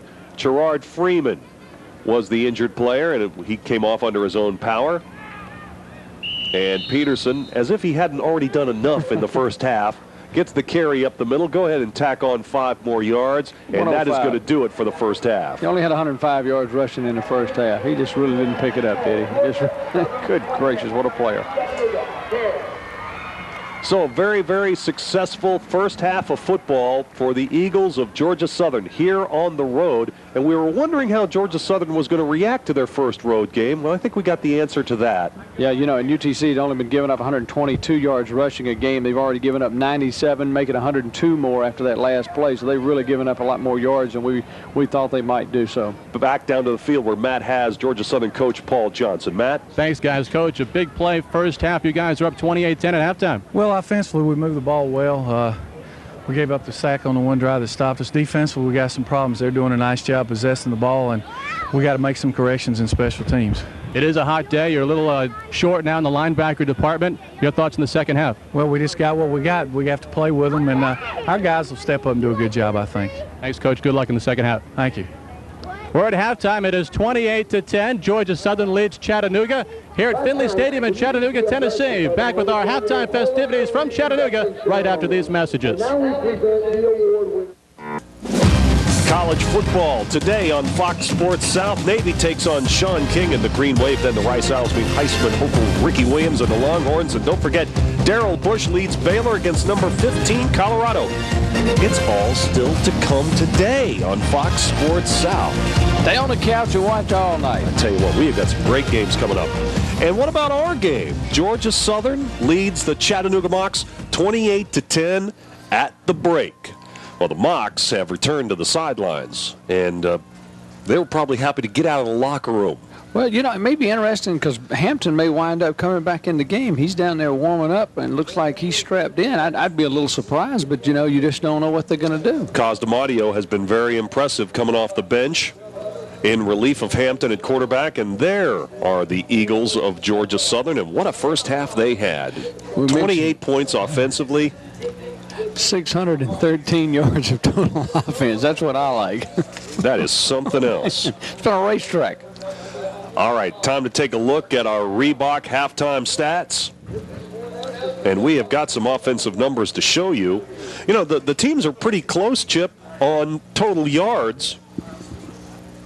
Even first downs are dead even. That's the kind of surprising thing. And UTC with more time of possession, no turnovers in the football game. That's a little surprising, too, when you see all of the numbers that are up there. But on the scoreboard, Georgia Southern has gotten most of their yardage on some big plays. A 47-yard run by Peterson, and then an 80-yard touchdown pass to Corey Joyner, and that's a big chunk of change right there. That's over 120 yards right there. But nothing else really jumps out at you. Well, the two things that really jump out at me on that is, number one, you would anticipate with the option offense that Georgia Southern runs that they would, if they would be up 28-10, they would be winning the time of possession battle. But Chattanooga has a big edge in that category. Yeah, and like I said, they've scored those quick plays though. You know, they had those first 3 touchdowns were in less than 2 minutes.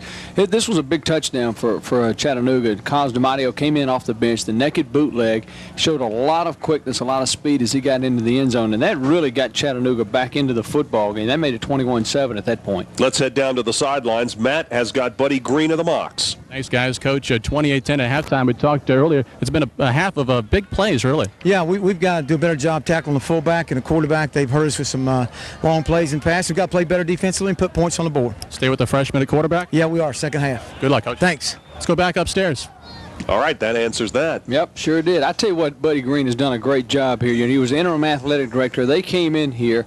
They've got this facility built. They've improved their weight room. They've improved everything at the school, and it's all been done by raising money, private money. They hadn't taken any money out of the university, and that's impressive. He's done a great job here, and he's got this program going in the right direction. Well, you know, when he was the interim athletic director, he was the guy that scheduled football games like East Carolina and Troy State. I told him yesterday, I said, boy, I'm glad you're not still athletic director. You schedule wrong. Well, we are back underway. The kickoff return to the 21-yard line. And for Georgia Southern, that was Javon Sullivan on the return. And for Chattanooga, the nice hit made by Spencer Thomas, the reserve running back from Knoxville. I told him I wouldn't want to be the head coach where he was the AD. He said, now you know why I'm the head coach instead of the AD. You know, Georgia Southern came into this game averaging 8 yards a pop on first down. Today they are averaging 10 yards a pop on first down. That means you have a lot of first downs, doesn't it? Sure does. Well, and Peterson, the freshman, Adrian Peterson, picks up right where he left off. He rushed for 105 yards in the first half, and on the first down carry, takes it across the 25-yard line up to the 27. That's a gain of 5. It'll be second down and a short 5. Well, you come out of the blocks here for Chattanooga, obviously. You don't want them to get a first down. You want to shut them down. You want to get the ball back and get in the end zone and get back into the game. You got to just keep climbing the mountain and getting back into the game.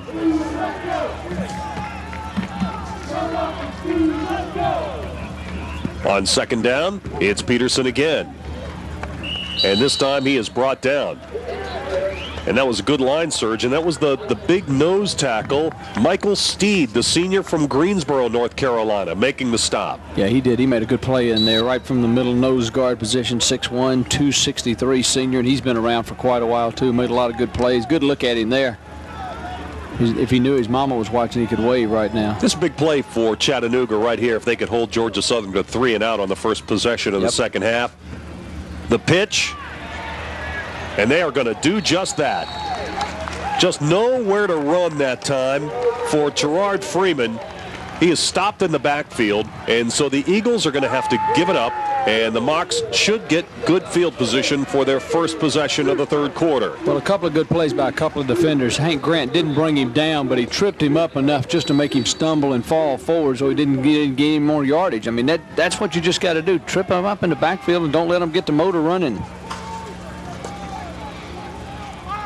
Kenny Warob is in to punt. And Stephon Hawkins is back at his own 35-yard line, set to receive it. He's salivating back there, I can tell you.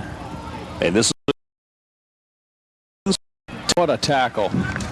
Nice play defensively made by Andre Rogers. Boy, that is a super play. Look at this. Right there. Just does get him, trips him up. Or our friend Stephon is starting to head in the opposite direction. Still good field position for UTC. Hawkins with more than 100 yards of total offense in the first half. Cos DiMatteo is under center. The redshirt freshman came in relief of Brian Hampton.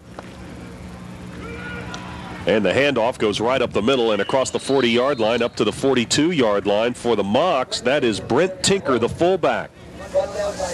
DiMatteo's numbers in the first half, 8 of 12 for 69 yards passing. He made some smart throwaways on the ones that he didn't have completed, and he threw a couple away that he just needed to get rid of, and he made good plays of that.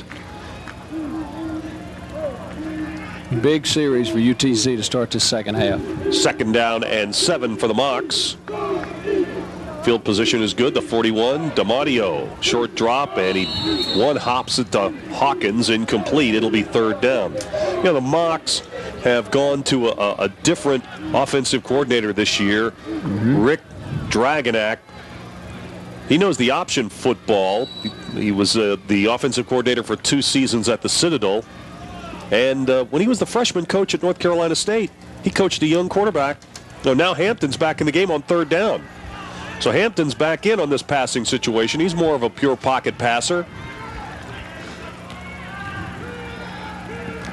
Hampton across the middle, completes it, keeps the drive alive. That's Hill at the Georgia Southern 45. You know, I think what happened there is that Buddy Green wanted to bring out his freshman quarterback, talk to him a minute about the short hop, and I think he'll put him back in there. But what a great play by Hampton to come in and just say, hey, all right, I'm going to come right in off the bench.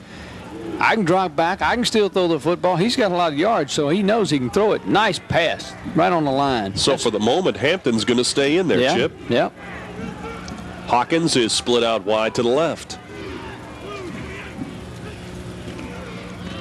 And that's the fullback, and he breaks it clean. That's Tinker. He's going to take it down to the 22-yard line. Well, a little inside trap action there. All right, let's take another look at this rascal. I want to see this again anyway. Here it comes right at us. Look at there, the guard trapping both ways. My goodness, what a hole. Tinker gets through it in a hurry. 27 yards on the gain. UTC in business, Coach. So that's a 1st down and 10 for Chattanooga at the Georgia Southern 22-yard line. And nowhere to go that time for Parham as he tried to get back to the original line of scrimmage. Larry Rogers led a host of white-jerseyed Eagle defenders to bring him down. Stood him up. The point I wanted to make about the new offensive coordinator at Chattanooga, Rick Dragonak, when he was a freshman coach at North Carolina State, he worked with a young quarterback named Buddy Green. So now Green's the boss. And we've flip-flopped quarterbacks again. DiMatteo is back in there under center. I tell you, it'll change your defense depending on which one you got in there, so it's not a bad idea. You know, I'm not big on having 2 different quarterbacks, but it's working. And 4 wide receivers. DiMatteo operates from the shotgun. And he dropped the football. Gets it back, but he is swarmed under all the way back at the 34-yard line. So it's going to be 3rd and forever. Oh, that hurts. That was a straight run from the get-go. 3rd and 20. We got another look at that. This is a straight run from the get-go. You see everybody blocking downfield. Nobody's trying to do anything, and he gets a ball knocked loose. Change him up again. Let's bring in Hampton again. 3rd down long. Let's bring him in. So Hampton, the senior, is in, and they'll operate from the shotgun. 3 wide receivers. Protection is good. Flips it out to Parham. He's got some running room. 25, and is knocked out of bounds at the 23-yard line. So this could be an interesting call coming here. 9:54 to go in the 3rd.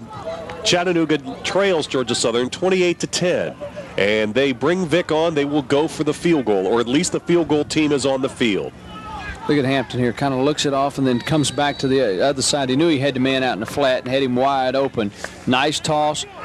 Parham comes up the field trying to get all he can get out of it and then just knocked out of bounds. This is a 39-yard field goal attempt. It'll come from the right hash. On the way, and good. A line drive kick. Field goal is good for Matt Vick. 9:54 to go. The Mocs cash in on their first possession of the third quarter. It's 28-13, Georgia Southern with the lead. It's Southern Conference football this afternoon on Fox Sports South. Georgia Southern leads Chattanooga 28-13 on the road. I'm Dave Weekley, along with Chip Tarkington and Matt Swearad this afternoon from Finley Stadium in Chattanooga, Tennessee. So glad you could join us today. It's been an offensive show to this point. Lots of yards. The Eagles with some big plays in the first half, and they continue to lead by 15, 28-13. But now following that field goal, Chip, the Mocs are within 2 touchdowns and a 2-point conversion. They sure are. And you know what? You get that close, you never know what can happen. I mean, the defense got to be a little fired up. They shut down Georgia Southern their first possession of the second half, and things can happen now. You know, get a little of that mo going when you're away, and things can happen. 2 big plays early in this game. Adrian Peterson, a 47-yard touchdown run, and Joyner with an 80-yard touchdown reception gave Georgia Southern a very, very quick 14-0 lead. In fact, the Eagles blow a 21-0 lead before the Mocs really got their sea legs in this game. And now they've got the football back, 1st and 10 at their own 28-yard line with a 28-13 lead, just under 10 minutes to play third quarter. And you can see what the Mocs have done defensively today, and Georgia Southern's running game to this point has just been a juggernaut. They've been outstanding. It is. You know, they may wind up back here in the championship game here. Hill nearly lost the handle, and he was dropped in the backfield for a loss. So maybe after halftime, Chattanooga's made some defensive adjustments. Well, I think they have. And one other thing, earlier this week when I was talking with Paul Johnson, he told me, he said, you know, we have played in spurts where we played outstanding. Then other times we seem to shoot ourselves in the foot with a mistake, or we bobble a snap or something like that. And here on that possession right there, first play, it was a bobble. And the handoff is to Peterson.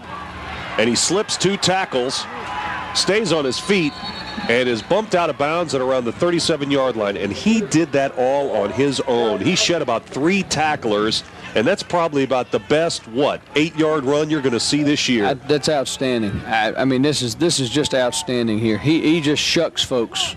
Here's one shuck right there. Forget it, you're not tackling me. Then he shucks just another tackler, and that's Sanders, who's made good tackles all day long. There he goes, pushing another one down. You got to get him down somehow.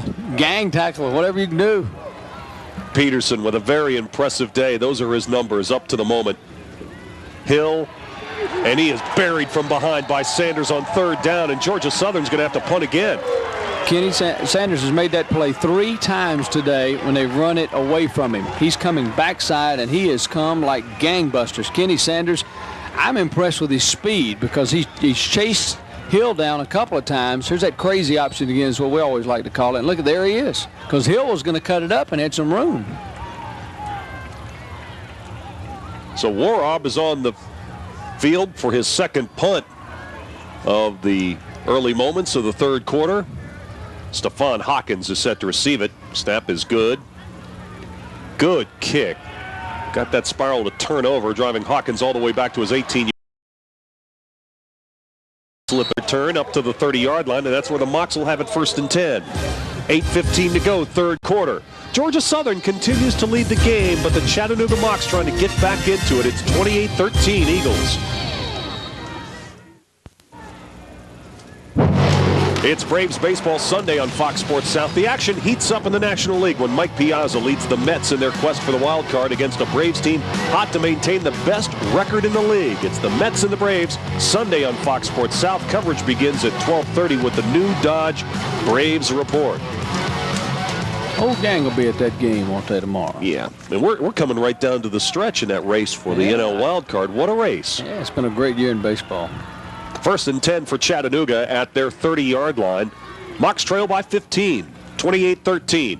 Here's the pitch to Coleman, and Coleman is 5 yards up the field before he encounters a defender. A pile drives his way down to the 40-yard line. That's a 9-yard gain for the 5'9" senior. That is the running play that Chattanooga's had the most success with, running the sweep to the short side of the field. They've had success with that. Coming to the right side has been most of the time when they've run it, but they've had success with that all day long.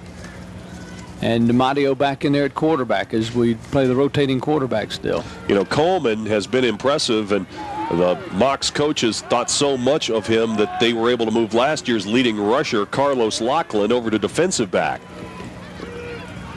And there is the carry by Freddie Patrick, and Patrick has got the first down, and he is near midfield up to the Mocs 49. Well, I tell you, the offensive line for UTC right now is doing a job. Good luck here. Look at them as they're doing a little that trap blocking. And they're really making the moves, making the holes. And old Freddie says, hey, I can go. Hand it to me. Let me roll.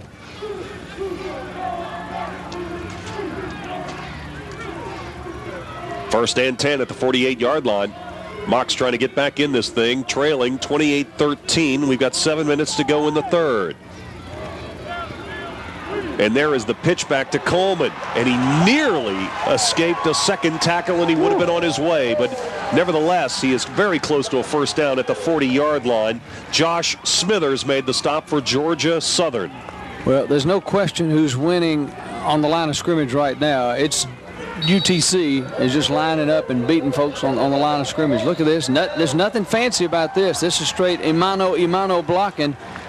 And just let the running back try to find a hole, and that's exactly what Tyrone Coleman did, and he found one. And that right side of the line for the Mocs, center Chris Jackson, the right guard Alan Anderson, and the right tackle, the converted defensive lineman Keith Blanks, really did a number that time. It is a first down, 1st and 10 for Chattanooga at the Eagles 40.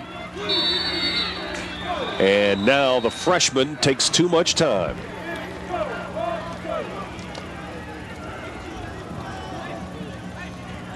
Boy, and the Mocs have just been plagued by problems at just the wrong time in this game, haven't they? Well, that's the second time they've had a bad time for it to happen. UTC now with 237 total yards, 113 rushing. You got to get that ball snapped. They hate to give away 5 yards back. Back down to the sidelines, and Matt Swearad. Matt? Dave, Chip was asking about DiMatteo and why he was holding his right arm. Possession, I was able to talk to Cost, and he said muscle bruise on his right arm. It's making it difficult for him to hold the ball and throw the ball, but as you can tell, he's giving it a go right now. Back upstairs. All right, Matt, thanks for that insight into DiMatteo's physical condition. DiMatteo with the pass complete. His arm was feeling pretty good there up to the 28-yard line. That's a first down and a gain of 17.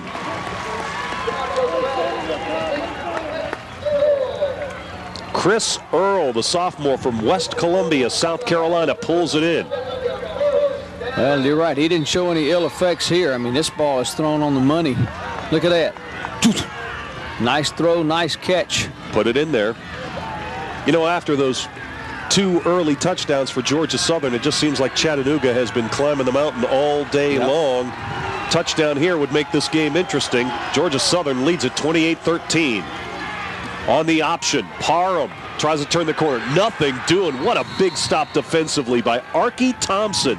The freshman, true freshman, came up and made a big play. A little help from big Eric Davis out there, too. I wouldn't want to run into him anywhere, would you? Not a chance. Well, that was a nice attempt. I think UTC trying to do some different things to show some different looks. That may set something up later on. But they're getting close to field goal range again. Another 3 is points on the board. 7 would look better, but 3 is 3. Vic shown he can kick it. We'll see if the Mocs score on this possession, whether or not they'll go for a 2-point conversion. They trail by 15. DiMatteo straight back, no play action. Flips it across the middle. Pass is incomplete. And he really left his intended receiver out there hanging in the breeze.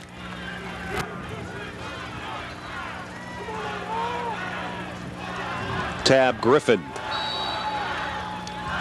Big play defensively by Thompson. So on 3rd and a dozen. change the quarterbacks again. We're going back to the senior, Hampton, 4-year starter. Mock's looking for a big play, and the fans are on their feet here at Finley Stadium. Hampton, good protection, guns it incomplete, and that pass was tipped. Cortez Robinson, the junior, got his hand on the football. It was intended for Tab Griffin. Well, now what do you do? Going to kick it? Yep. They're going to kick it, and they've got the field goal team coming out. Yep. This is going to be a long one for Vic. No, check it. This is going to be the long kicker. Scott Kielbach will attempt the field goal, and Vic will hold it. This will be a 47-yard attempt from the left hash. And it's a fake. Vic, oh man, backpedaling, throws, complete. And he is brought down, though, a yard shy of the marker. You know, I think that he didn't get the snap. I think he couldn't get the snap down, didn't try to make the kick, and then Vic's was trying to do anything with it. He just threw it up for grabs, and it just happened to come down in somebody's hands that could catch it. Gillespie was one who caught it. We'll step aside. Georgia Southern dodges a bullet. The Eagles have the ball back, and they hold a 28-13 lead.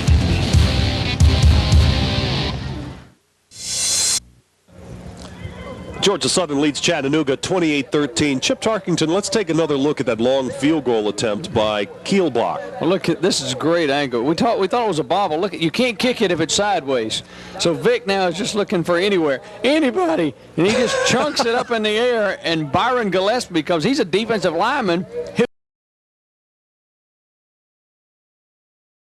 but he couldn't come up with enough for a first down, so they turned it over on downs. All right, so Georgia Southern's now got the ball back, and they dodge a bit of a bullet there. But Matt Vick can talk about being a quarterback now. Yeah, you sure can. Well, they were all chasing him, weren't they? And that is Peterson, and he is across the 25 up to about the 27-yard line. You know, after running up such gaudy offensive numbers in the first half, Georgia Southern really hasn't had too much success offensively here in the third quarter. They've been 3 and out twice, and UTC's defense is playing a lot better. And I don't know how many adjustments, as much as maybe they figured out what Georgia Southern is doing, because I don't see a whole lot of change across the front. I think they're just getting to the right places. 2nd down and 5 for the Eagles. And now Hill is changing the play at the line of scrimmage, and that is Peterson again. And he is near the 30-yard line, so that's a gain of just about a yard and a half. It'll be 3rd down and 4. I think the most important thing anybody can do to stop Peterson is to get him before he gets a head of steam going. If he gets a head of steam, if they get him any kind of seam and he gets a head of steam, he's almost impossible to bring down first person. I mean, we've seen it even when he darted around the end a minute or two ago, and you know, he's shucking off 3 and 4 people. Georgia Southern looking for their first down of the second half, facing 3rd down and 3. Hill on a quarterback keeper. And he's got the first down, and he is driven rudely out of bounds by Barrett Askew. Good call there. Good safe call there. You got a veteran quarterback with Hill, and he makes a nice play. You're going to see this coming up on a replay. This is a called play here. He just drops straight back and goes straight up. You see the hole? Now he's running for his life. He didn't think Askew was going to be there, but he knew how far he had to go to get a first down. Look at Greg Hill. Look at the neck on him. He's got one of those real long necks, sort of like Harvey Williams in the NFL. There's the handoff right up the middle. And busting up to about the 37-yard line is Peterson. He is a workhorse now. Well, if you know, the old saying is, if you got a horse, you ride it. Yep. And he's definitely a horse. Good stop, though. Jimmy Lindsley is there to make the stop. Now, Jimmy Lindsley, they weren't even sure he was going to be able to play football this year. He suffered a broken leg in the last scrimmage of spring practice, and they thought that he might have been a candidate for a medical redshirt, but he came all the way back. 2nd down and 8. Hill, oh, what a great fake. Oh. Hill with just a super fake as he rolled around the right end, just showed the football, tucked it, and picked up the second first down for Georgia Southern of this drive. Well, you mentioned Lindsley a minute ago, and I wanted to bring this up. He was a roommate of Marco Shepard, who died back in March tragically in an automobile accident. And, in fact, the UTC football players are wearing his number on their helmets as we look at the replay again with a nice run by Hill. And, you know, it was tough for him to come back and play football this year, so hats off to that young man. First down and 10 for the Eagles at their own 48. Hill wants to put it up, and he's going to send it long. Incomplete, out of bounds. Dedrick Parham was the intended receiver, and Parham scored a touchdown against Wofford on a very similar play last week. But that was a good defensive job by Marcel Anderson with him step for step. Well, a good call, though, by Georgia Southern. I think, you know, you do something different, try to hit a long one, pop a long one here. Second down and 10 for Georgia Southern.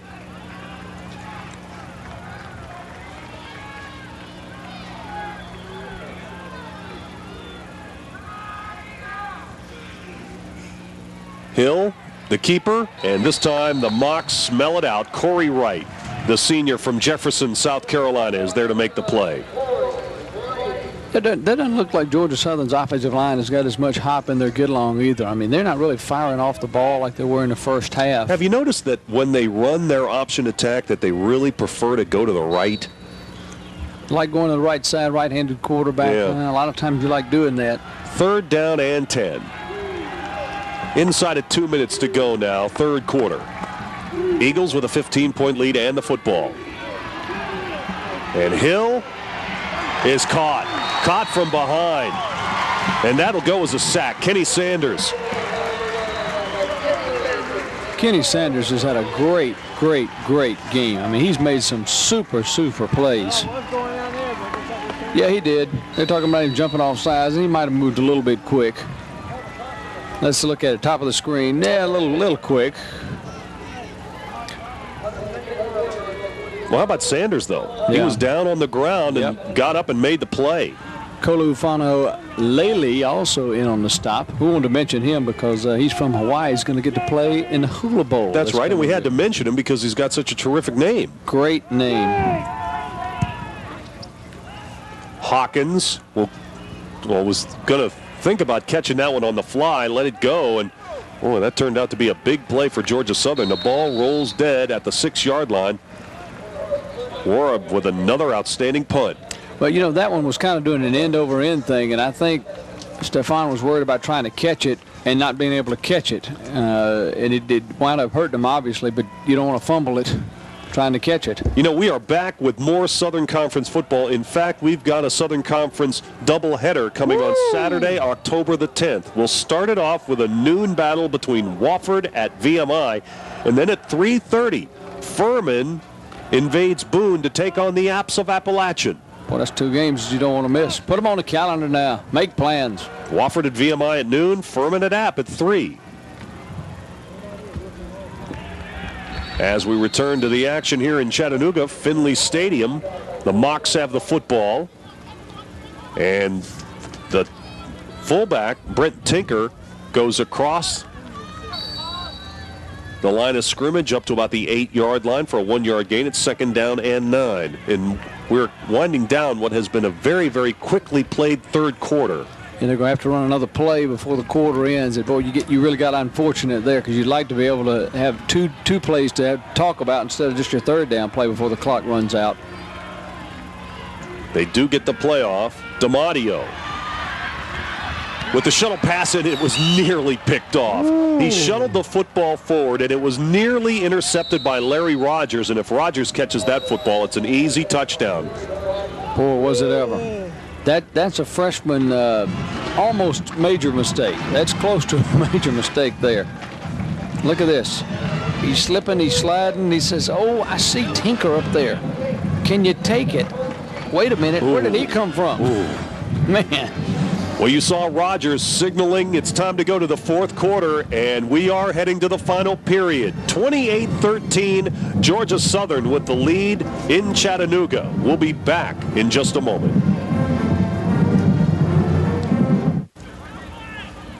cooling off on the Mock sidelines. And the action in this Southern Conference game has been hot, especially if you're a Georgia Southern fan. The Eagles lead 28-13, and now Hampton, the senior quarterback, is in on this 3rd down and long situation. 3rd down and 9. Flags are down, and Hampton is down, and he's down in the end zone for a safety. We'll see if it stands.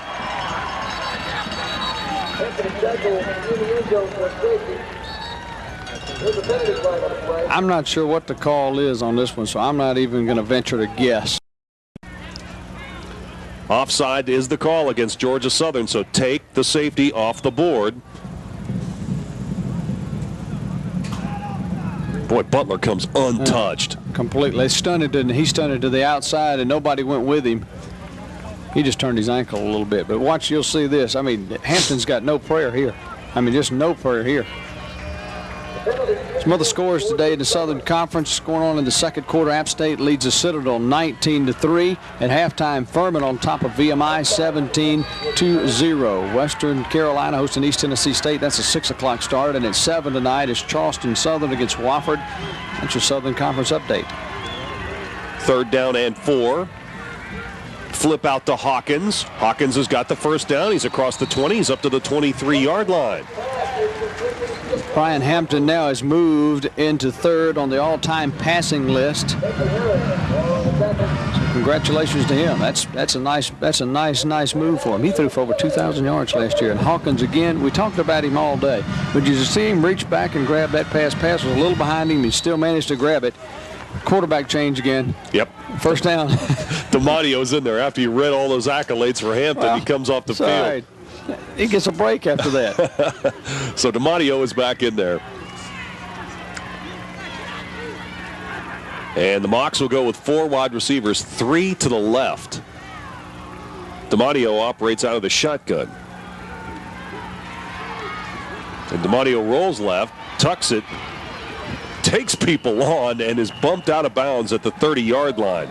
You know, that play, he gives as good as he gets. Well, that play is almost a run play first, because the receivers, if you watch them, a lot of them are going up the field and breaking down like they're going to block from the get-go, and it's DiMattio going out there and pumping like he's going to throw the football. And I think what's happening is if the defenders come up quick enough and one of the receivers can take off, they're going to try to hit one deep. I think that's what they're trying to set up. But hey, he gains 8 yards on first down doing that. And look at him. He's passed for 85 yards, rushed for 32 yards. I mean, he's really had a good game. 2nd down and 3 at the 30. Short drop, incomplete. Tried to get the football to Tab Griffin.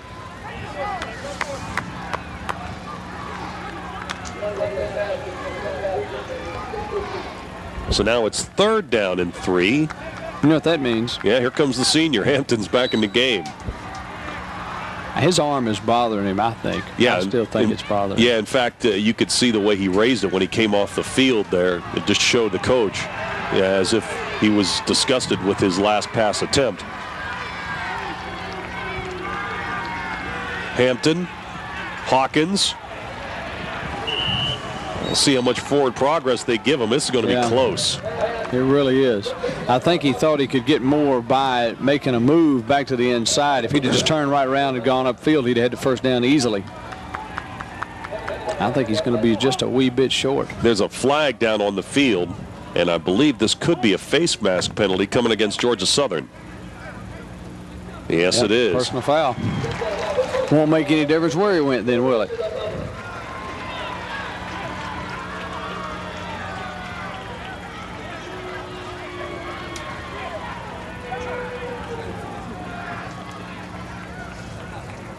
That'll be a big step off. Today's game begins a stretch of 8 consecutive weeks of Southern Conference opponents for the Mocs. They have today's game, obviously, with Georgia Southern. Then next week they will be on the road at Wofford. And they will return to Finley Stadium on the 17th to host VMI. 1st down and 10. 28-13. Mocs with the football, trailing by 15 at their own 47-yard line. Play action. Hampton is able to get the pass away to Tinker, and Tinker couldn't make the adjustment to make the catch. That's a catchable ball, though. He's going to make that play. Yeah, had to turn a little bit, had to turn his body a little bit, but you're right. He got his mitts on it. You got to squeeze it and hold on to that one. especially all the pressure that Hampton was underneath. Hampton was really cool under fire there, stood in there until the very last moment and delivered the football on target. Incomplete, 2nd and 10. You know, he's a senior. He's played a lot of football games, and he'll stand in there. He's not afraid to take a lick.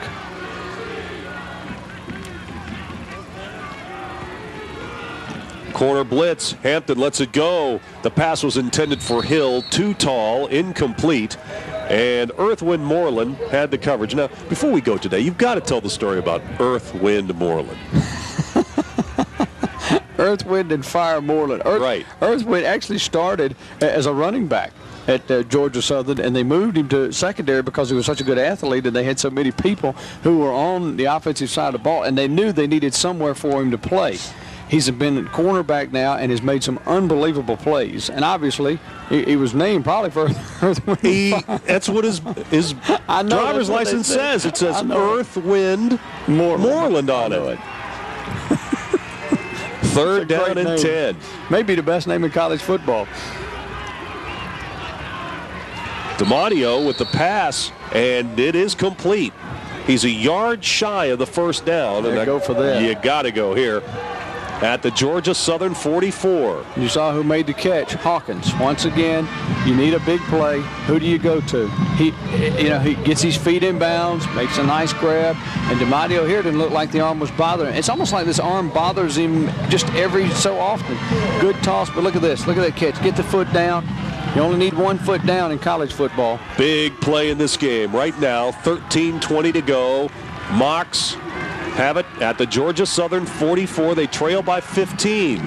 Touchdown here. They get right back in this game, but they have to convert this 4th down. They're 0 for 1 on 4th down conversions today. And DiMatteo's going to keep it. He's going to pick it up. And he's going to pick up a nice block, too, and he's bumped out of bounds at the 34-yard line. James Beasley was there to deliver the block. And the redshirt freshman picks up the 4th down. Now that's what a running quarterback can do for you. Take a look at everybody's bunched in on the line here. You fake it and you bootleg it. Look at out here. Beasley's thinking, hey, I can get good pass reception. Well, phooey on that. DiMatteo's going to run the football. He's saying, hey, block for me, Beasley. Block somebody. You're a lot bigger than I am. Block somebody. And he did. Turned around and had a good block. 1st and 10 from the 34-yard line for the Mocs. DiMatteo had all kinds of people in the backfield chasing him, but he does get the pass away. It's complete to Jamal Randolph. Well, that's a good play by DiMatteo. I mean, they were sending everybody they could find, and he still got the pass off. Yeah, the Mocs at this point are really in a position where they're throwing practically every down. And, of course, Georgia Southern knows that, and we mentioned it earlier in the game. We're talking about a defense that picked up 12 sacks last week. Well, they didn't give him much forward progress there. And Coach Green chewing some ear. Yeah, he sure is. And they didn't give him much forward progress at all. That was the 18th play of the drive. They've gone 63 yards. This has been a great drive, but you got to get Isn't points. Isn't that something, though? This is a drive that's had 17 plays in it, and they've only reached the 32-yard line. DiMatteo straight back. He'll keep it, and he's into the open field. Needs a block. 15-yard line. Driven out of bounds at the 14-yard line. Another 1st down. Well, this drive, as you remember, started at the 7-yard line, Dave. This has been an impressive drive for this offensive unit. And DiMatteo, through sheer will, continues to move his team down the field. Well, you got to like him. I mean, he's a gutsy, gritty kid. I mean, he just, he's beat up, banged up. Bring the senior in there. He needs a blow. Yeah. You just like him. Look at the run. How he cuts back against the grain. He runs like a running back. Yeah. I mean, he gets out there and just runs it. And just like Hampton, DiMatteo got banged up pretty good in that Troy State game last week as well. He took a megaphone on the end of that play. That may be why he came out. Now Hampton's on the move, sending it inside the 5-yard line, and Hawkins had it go in and out of his hands, incomplete. Oh, you don't see that very often. There are very few times he'll miss a pass. As far as hauling it home, he can't believe he missed that either.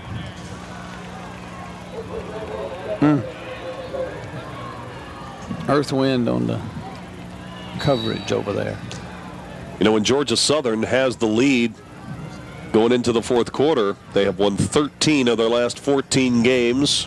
They lead 28-13. Clock stopped, 12-14 to go in the game. A lot of time. I mean, a lot of time to go.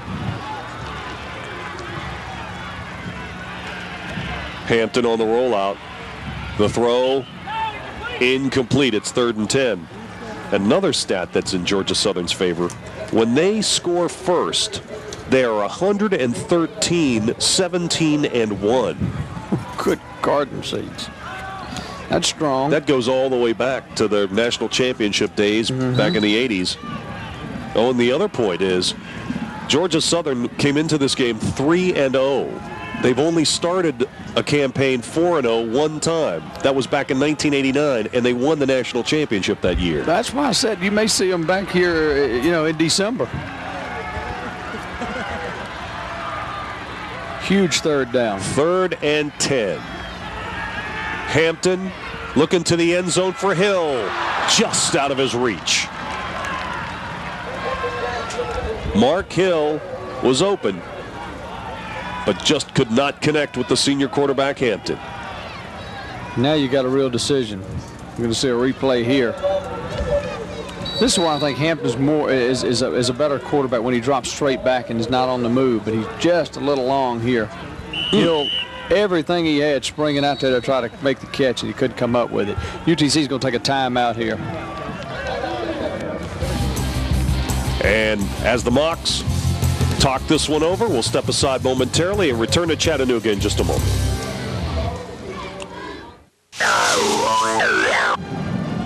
Georgia Southern leads Chattanooga 28-13, just over 12 minutes to go in the game here in Chattanooga, and the Mocs are facing a critical 4th down and 10 from the Eagles' 13-yard line.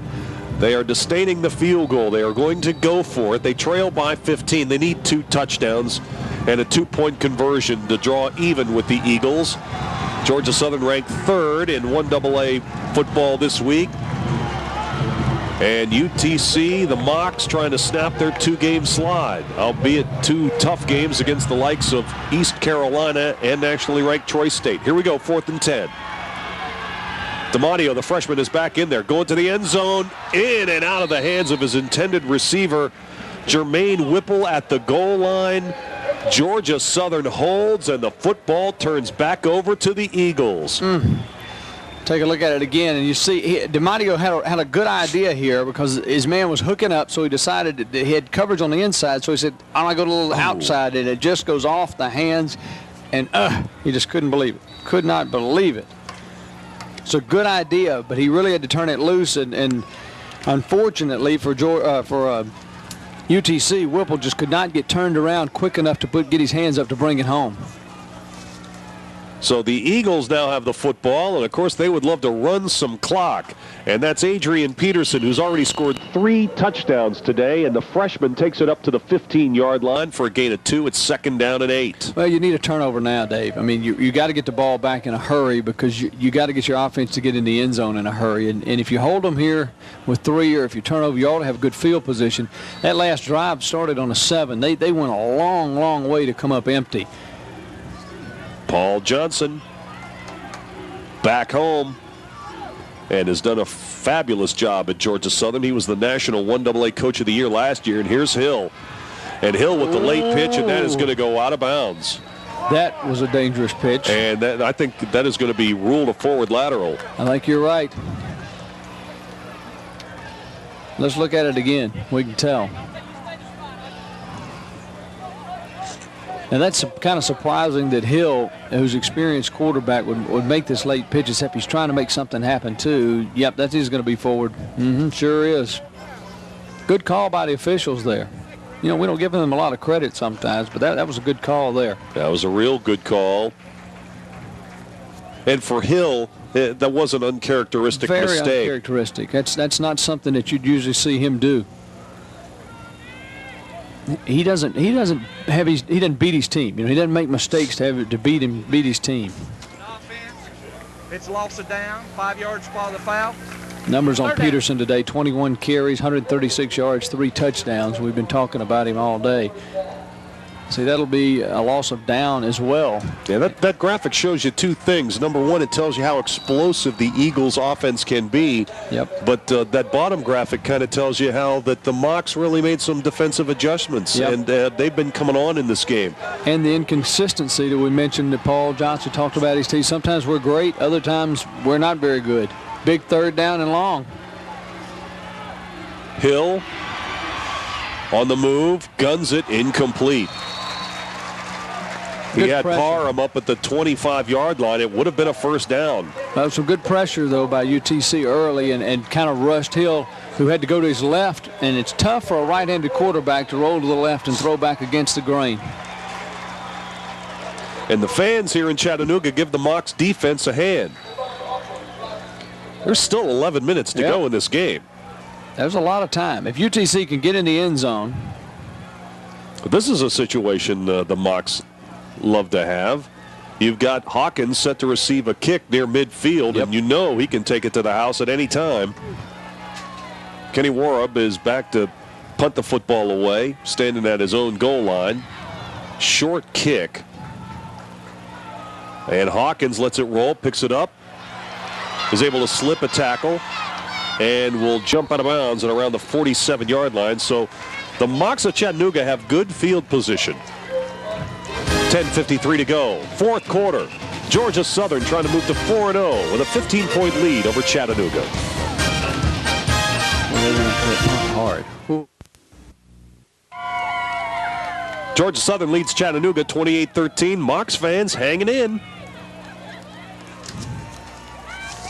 College football today on Fox Sports South. Navy takes on Sean King and the Tulane Green Wave. Then the Rice Owls meet Heisman hopeful Ricky Williams and the Longhorns.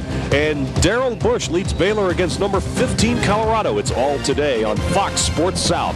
Wall-to-wall college football. Tell you what, I don't know if you'll see as much offense in those games as you have in this one. I mean, we've seen some interesting football today. Here, I tell you. First and 10 for the Mocs at the 47-yard line. So after that long drive, Hampton going up top for Hawkins. He's got it, and he's out of bounds inside the 20-yard line at the 17. So just like that, the Mocs are knocking on the door again. You know, Hawkins is coming close to moving up to 7th on the all-time list in receiving. He's coming real close today. What a toss here by Hampton. Look, he pumps him and then says, I'm throwing it out there. Go get it, darling. Look at that. That's on the numbers. Whew. Sweet play. Hill and Hawkins are split out to the right. I formation behind Hampton. And they go right up the middle to the fullback Tinker, and not much is happening. The middle of that line is there for Georgia Southern. Brian Wilson got his helmet in there and put it on the ball carrier. Now, you got to get 7 now. The interesting point was brought up during our commercial break about the last time UTC was down here trying to go for a field goal and to cut it to a 28-16 mark. But still, you got to score twice regardless. So I don't know. You know, one way and the other way there with that one. Second down and 10. Hampton straight back. Pass is caught at the 5-yard line. Out of bounds. That's Tab Griffin. Well, they've tried to hit him all day long. He deserves to catch one. I mean, they finally threw one that he could catch.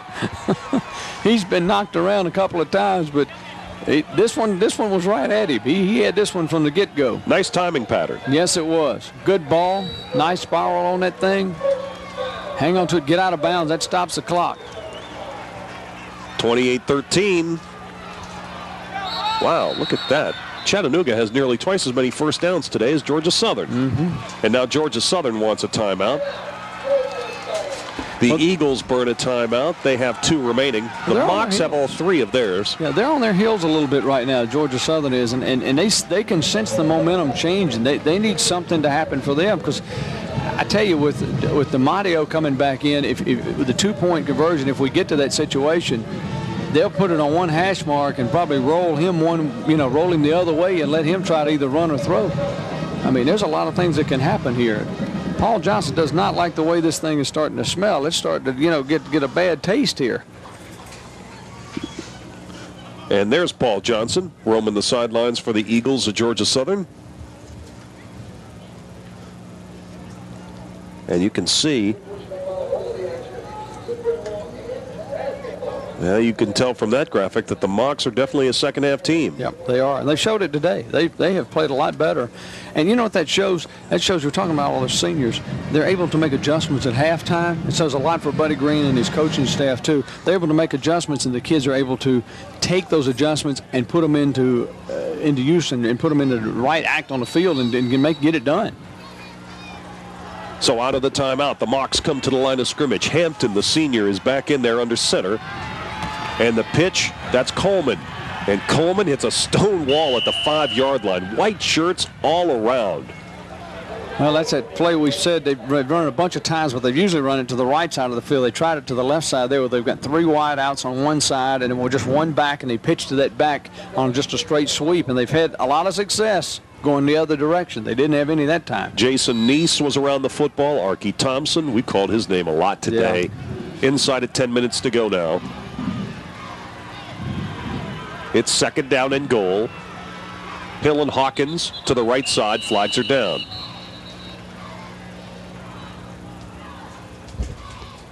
I believe we got a little movement against the Mocs. That's what it looked like from here, but you know, I'm good 100 yards away. The call is illegal procedure against Chattanooga. About what's coming up next for the Chattanooga Mocs. As far as Georgia Southern is concerned, they will be back home at Paulson Stadium next Saturday at 1 o'clock to host the Keydets of VMI. Then on the 10th, they will head to Cullowhee to take on Western Carolina. Catamounts. And the handoff to Coleman goes nowhere, back to the 9-yard line, so it's going to be third down and goal from the 9. You know, this is a nice trial and something unique, but it didn't fool anybody in the building. Everybody for Georgia Southern stayed home, and that play didn't go anywhere. We'll look at it again on the replay and show it to you. I mean, this just didn't. He tried the inside pitch coming back this way. Look at this. No. Didn't fool anybody. Everybody stayed at home. Check out. That wasn't Coleman. That was Mark Hill. Third and goal. Blitz. To the end zone for Hill. Touchdown. Can't hold it. Got a hand on it. Thought he had it. Couldn't bring it in. Tough play. You know, that ball was just directly over his helmet. And he really had a tough time stretching out for that ball. Nearly made a great catch, and it's fourth down. All right, here you go again. Look at this. I mean, you're right over the top of his helmet. Oh. You know, he'll have nightmares about that one because he will think he should have made that catch. Andre Rogers, the happiest man in Chattanooga right now that Hill didn't make that play. So here we go. Fourth and goal. Again. Chattanooga at the Eagle 9. Protection is good for Hampton. Griffin wide open. Touchdown Chattanooga. That's a great catch by Griffin. He slid down because the ball was a little bit, just a smidgen shy, and he made a great adjustment to make the touchdown grab. Well, we're going to take a look at this, and I think you're really going to be impressed with this young man.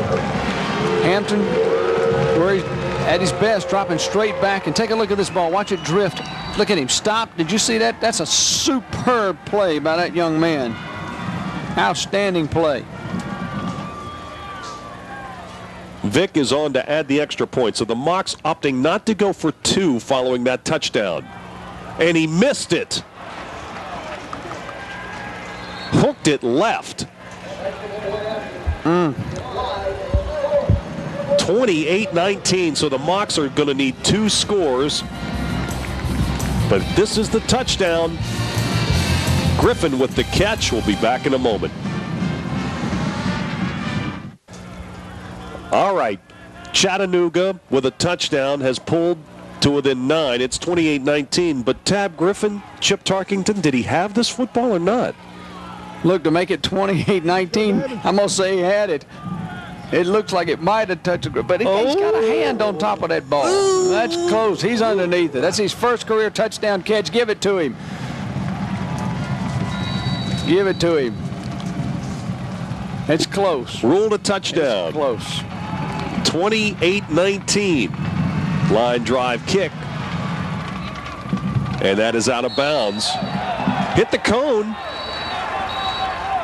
That is a touchback. Yep. That is a touchback. The official had his flag out. He showed us the flag. Yeah. He wanted to show he had one. He hadn't thrown it all day. There you go. And that is a touchback.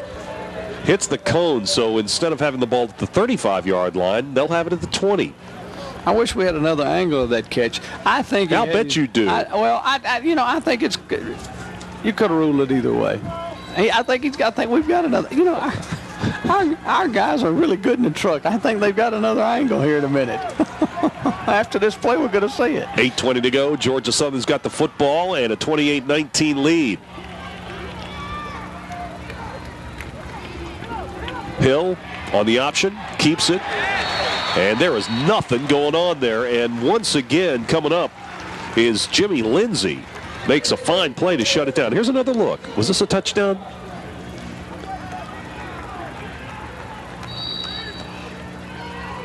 Oh. See, from that angle, his arm is underneath the ball. That's a huge That call. was close, but this was an even bigger play. Yep. Vic missing the extra point. Missed the extra point, so UTC still needs 2 scores. And time is becoming of the essence right Hill pitches at the last moment. Peterson has it and is out of bounds at the 28-yard line. Let's head downstairs. Matt Swearin. What do you got, Matt? Hey, guys, there was a big question going into the season for the Eagles. That who would take up the vacated role of Roderick Russell in the backfield. Russell, one of only 3 players in school history to rush for over 3,000 yards in his career. Well, Peterson certainly has filled the role better than anyone could have hoped for. And today's effort makes it 4 straight 100-plus yard games. He's on pace to set records in yards and touchdowns for 1 year. And by the way, he's from the same high school, Santa Fe High School down in Florida, that produced former Eagles standout Tracy Ham that also started the CFL. Back upstairs. All right, Matt, thanks so much. And Tracy Ham was instrumental in the recruitment of Adrian Peterson to Georgia Southern.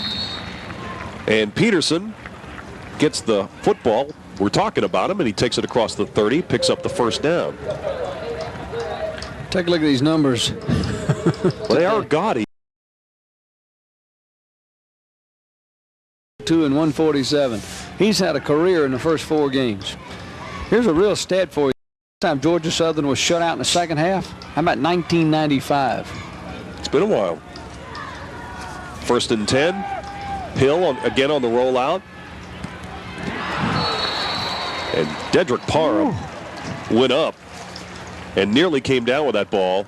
And Hank Grant had the coverage. And it's Grant that got the worst of that collision. Adding up all those numbers for Peterson is 603 yards.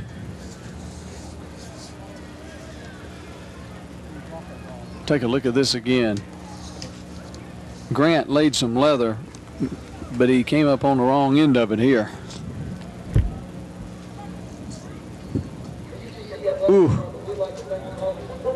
And it might have been his own man coming across the top there that really did the damage to him. Let's see. Maybe the way everybody landed. Yeah, see, here's the second guy coming in on top. His own man. Probably got a little breath knocked out of him. And Grant is on his way off the field.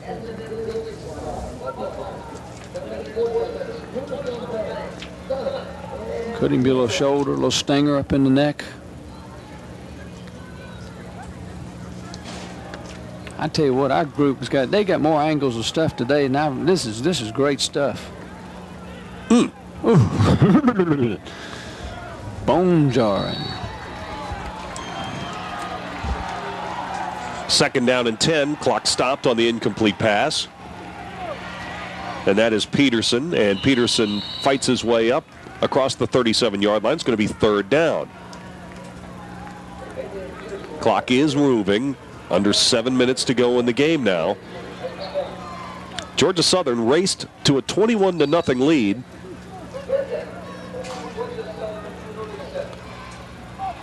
Led 28-10 at halftime. UTC has added a field goal and a touchdown here in the second half. Big play defensively for the Mocs here. They go to Peterson. He's got the first down, and look at him go. Knocked out of bounds finally at the 34-yard line. But UTC just couldn't bring him down. They missed a tackle on him early. They had him stopped, and then the motor started running. And as we said, if the motor starts running, you can forget it because it's like trying to stop a Mack truck. Take a look at this early. They got him stopped. They got him bottled up in here, and then just nope, here, goodbye. Changes balls in the arm again to the outside arm. He sure doesn't play like a freshman, I'll say that. No, sirree, Bob.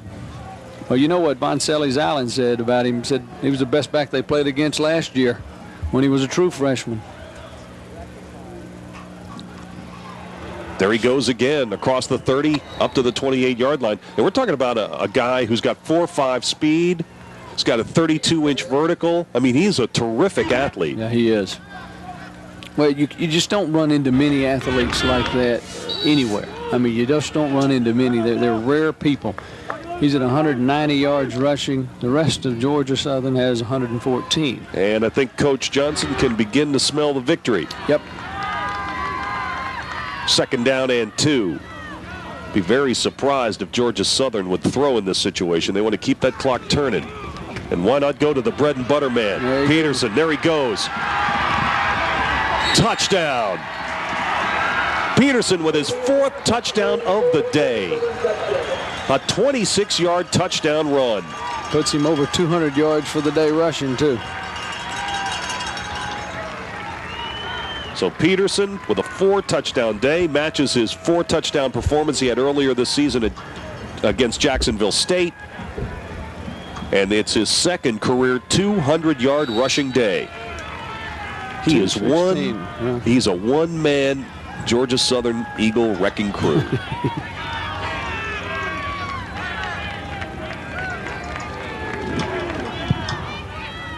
Chambers tacks on the extra point. The scramble for the ball is on, and just like that, it's 35-19. 216 yards is a career high. Take a look at the touchdown again, and I tell you what, you just don't get many players like this. And look at this, just straight ahead. He just kind of feels his way along, pushes a lineman who just makes a great block in there, and then it's just Peterson. Look out if you're a safety.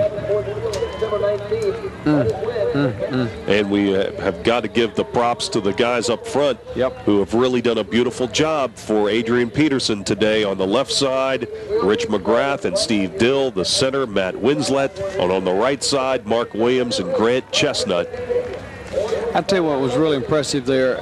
Georgia Southern had not been able to do much in the second half. And UTC still had a chance to win the football game, and they took that drive there, went down the field, and put 7 on the board when they needed to do it to kind of put the game on the ice. And that's what they did. That's the mark of a championship football team there. And that's why they're ranked 3rd in the country, and that's why they're unbeaten. Yeah, we were talking about Peterson, his career high being 219 rushing yards. He's only had 4 games.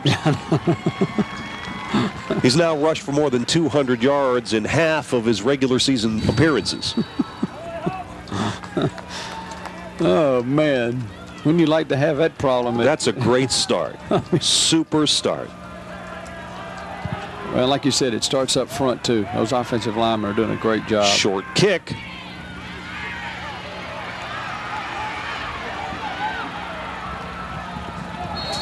And Brian Thompson was running for his life, the junior transfer from Chattanooga.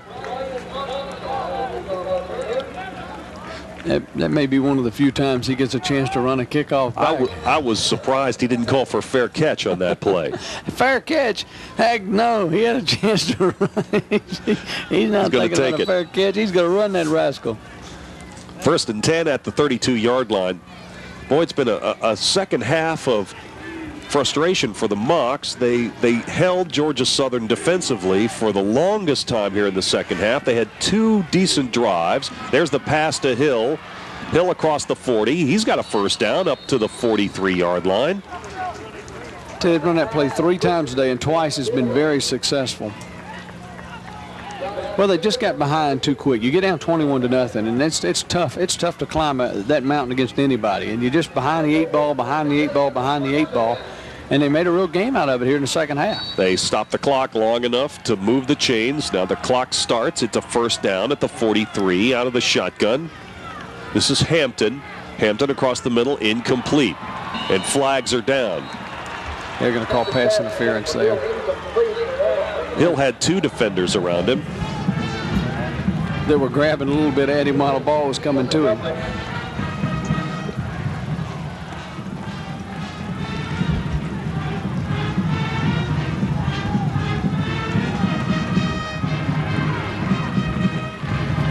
Tell you what, though, as the year goes along, Chattanooga's going to pick up some wins. They're going to have a pretty good season. Oh, no question about that. They're going to have a pretty good season. They've got to be concerned about this start, though. Yeah, the start is not what they wanted by any stretch of the imagination. But my goodness, you know, the schedule did not help them at all. When you open up with tough people like you open up with, you had to play against East Carolina, and Troy State was ranked in the top 25, and Georgia Southern. You got them back to back. Here's a good look at it again. We're going to see the pass interference right there. Got to him just a little bit before the ball did. First down and 10 from the 46-yard line. Hampton, incomplete, 2nd and 10. When you're talking about difficult starts and will UTC win some games, yeah, they have the talent. They've got a senior-dominated team. They got 25 seniors on this club. But, you know, they went 7-4 last year and missed the playoffs. Now you're talking about a team that's 1-3. Can this team run the table the rest of the way? I mean, that's an awful tall order. Well, they could. I mean, if you look at their schedule, they've got App State and East Tennessee State both at home, and Furman's on the road. The rest of the games are games that they should win on the road. I mean, you know, if you line them up on paper, that they should win those games. Hampton avoids the sack, now throws, and incomplete. That was a tough throw for Hampton, thrown across his body and tried to get it to Coleman. He couldn't hold it, and it's 3rd down and 10. I mean, just if you look at their schedule, next week they're on the road at Wofford. They'll be favored to win that game. Then they got VMI at home. Then they go to Western Carolina, probably favored again. They've got App State here. Then they play at the Citadel. App State, of course, they probably won't be favored to win that game.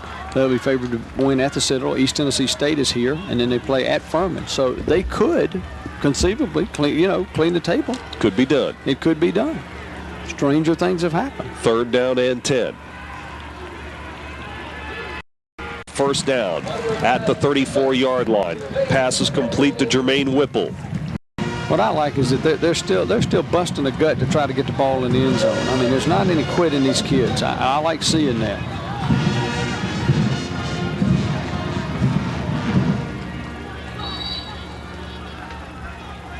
Clock continues to move, down to 4:45 to go in the game. 35-19, Georgia Southern with the lead. Pass intended for Hawkins, out of bounds, incomplete at the 25-yard line. Okay, we talked a little bit about what's up in the future for the Mocs. Georgia Southern, on the other hand, has blasted out of the gate. They are 4-0. They are looking great. Well, yep. And next week they got VMI at home, as you mentioned. Then they play at Western Carolina. Then they got App State at home. Then at the Citadel, they got East Tennessee State at home. Then they play at Furman and in with South Florida. So the schedule is favorable for them to win a lot of games too. In fact, they could run the table from the get-go. 2nd and 10, pump fake. Nearly intercepted at the goal line by Kawaki Thomas.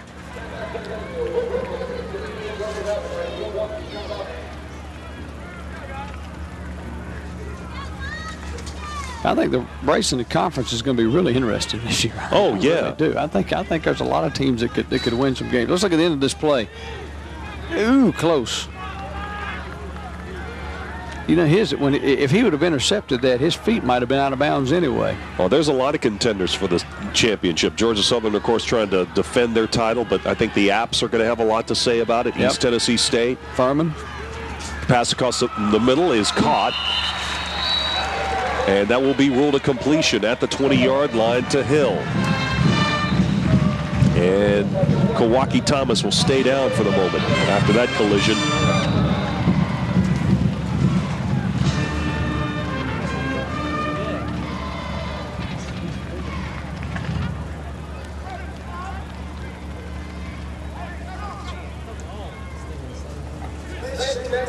Check it. That's not... That's Arky Thompson. That was a pop. Boy, look at that. Look at DiMatteo. Got the limp. Yeah. A bad arm. Shirt untucked. All right, here's this again. Let's see this pop. Ooh, ooh, ooh. That's a hit there. That's a hit.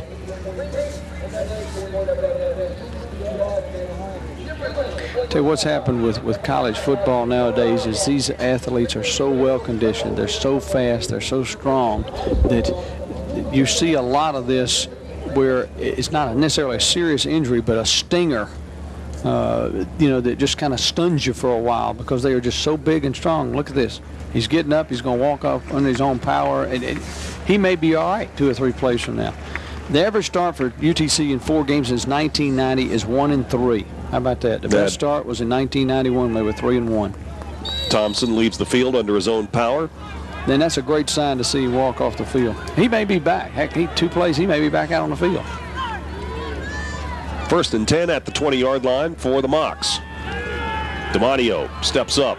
He's going to keep it. And he dives for the sticks, and I think he got there. I do too. And he made a great play getting out of bounds because it stops the clock. He does a lot of things that are not freshman-type football.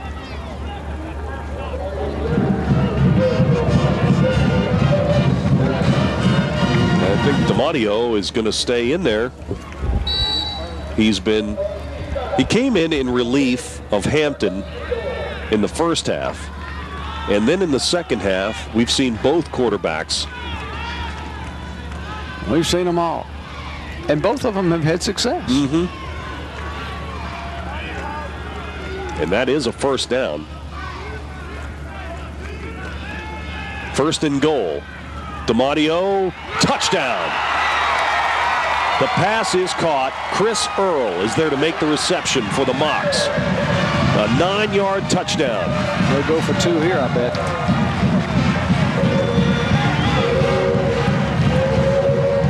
And now you're down by 10. Now, let's just talk about something here a second here. You get the 2-point conversion. All right, let's go see it again. Let's see the touchdown pass again. Good throw here by DiMatteo. Nice toss. Very good catch. If you get the 2-point, you're down by 8. And I think that's what they're thinking, too. Yeah, they got to go for 2 here. They are going for 2 to try to cut the lead to 8. It's 35-25 now. Wouldn't that be interesting? You got to hit it here, though. DiMatteo on the rollout. The throw was in. They're going to call interference. Yeah, flag is down, so it'll be half the distance to the goal. So the Mocs will get another shot at this. I'm not sure who that pass was intended for. I think he just threw it in the general vicinity, hoping one of the 2 were going to take it. Either Parham or Hawkins would pull it in. Oh, it's a motion penalty against the Mocs. Declined. The extra point attempt is no good. Oh, that really stings. That was Chris Earl's first career touchdown. You know what? He's a brother of Kenyon Earl, the all-time leading passer. He was another guy that was on like the 10-year plan here at Chattanooga. He played forever. Yeah, he was here for 15 years, I think. He had an NFL career here, didn't he? All right, go get some more looks at the touchdown. Buddy Green still arguing about that procedure. You know you would. Here's a good look at it again, different angle. That's a nice play. And you know what? He threw the ball where it couldn't be intercepted. If it wasn't going to be caught, it wasn't going to be intercepted. Nice step, nice throw, good tight spiral. Well, that's a shame they didn't get that 2-point try because that would have made the last 4:03 a little more interesting. Yeah, the Mocs have put 2 touchdowns up on the board in the last 100 seconds. 35-25. I love this. Chris and Kenyon from Airport High School in Columbia, South Carolina. Airport High, baby. You just get your degree and then you fly. The nickname has got to be the Jets. Well, you know, Paul Johnson and the Eagles of Georgia Southern have got to be thinking here, hey, let's get the ball and let's get to the bus. Yeah, they're thinking onside kick too. I can tell you. They got everybody with any kind of hands at all up front. You know what started working now is a lot of these colleges are trying to do is kick that little old chip shot high in the air. You just kick it high enough and hope your guys on one side are fast enough to out jump and out catch. Or maybe you'll get a little confusion on the receiving team. Yep. Well, they are lining up as if that's what it's going to be. Here we go. Keel block. And it is recovered by Georgia Southern at the 45-yard line of the Mocs.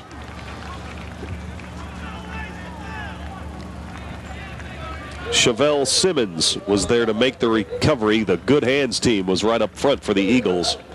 Well, you can tell they practiced that once or twice. Well, now you need a huge turnover. Well, you know who has really turned that onside kick into an art form is Morton Anderson of the Falcons. Yeah. He's phenomenal. He could do a bunch of different things with it. Inside of 4 minutes to go. And there's the handoff to Peterson. Tack on another 3. And we told you a little bit about the quick starts of Georgia Southern. They're about to go to 4-0. And the last time they did that was '89, and they won the national championship. You believe in omens? Now, I don't see any reason why Georgia Southern can't be a contender for the national championship. I don't either. I think they've got plenty of players and plenty of depth. I agree with you. What scares you is they got a lot of young players, too. Yeah, they are a young football team. Hill on the rollout. And he takes it down to the 36-yard line. One other point about Georgia Southern and their potential to win a 1AA national championship. You know, Georgia Southern used to be a lot more of a one-dimensional team. They could only run the ball. If they would get behind early, they did not have the ability to catch up. That's not the case now. They can throw a little bit as well. They were very balanced last week, and they showed the ability today to throw the football effectively, too. Well, and the thing that helps them so much, Dave, is that besides having 2 wide receivers that can catch, that both of the backs that are in the slot formation, whichever interchangeable people they got in there, all of them can catch the football. So you've got more options than a lot of times what they used to look for those slot backs were people who could run the option, people who could block the corners and block the defensive ends if you're coming that way. Now they've got more people that they can interchange to where they can catch the football as well. And if you get it to a back, one of these slot backs, out on a linebacker or out on a strong safety, a lot of times you're going to win that battle. You know what? I'll give you another reason that I like Georgia Southern's chances to go a long way into the playoffs and maybe come back here and challenge for a national championship.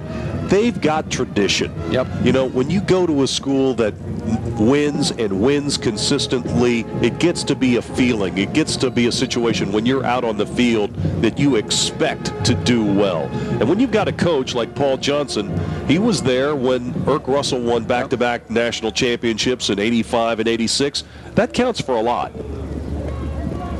Hill on the keeper is very close to the first down at the 35-yard line. I think they're going to give it to him. If they do, that's going to just about put the squeamish on it. Inside of 3 minutes to go in the game now.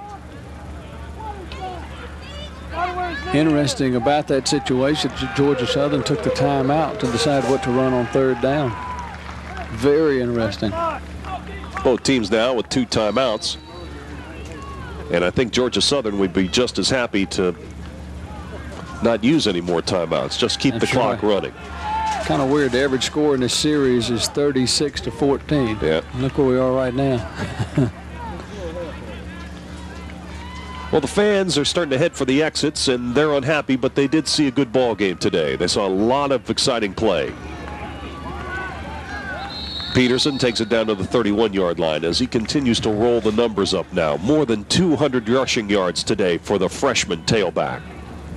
He's going to close in on 250 here before it's over with. And he's liable to break a long one before. He's close to 230 yards on the ground today. Just an outstanding effort. You know, we've had a lot of points today, Chip, but we haven't had a lot of turnovers. No, we hadn't.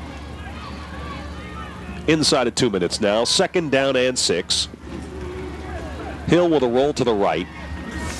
The pump fake freezes the defender, and he scampers out of bounds near the 27-yard line. It'll be 3rd down and 2. We got Peterson at 29 attempts, 221 yards. career high. What else can the guy do in his first 4 games? Hill wasn't going to throw the football. No, he wasn't. I don't think Coach Johnson was too happy to see him run out of bounds, though. Nope. Somebody would have had to been wide open, nobody within 20 yards.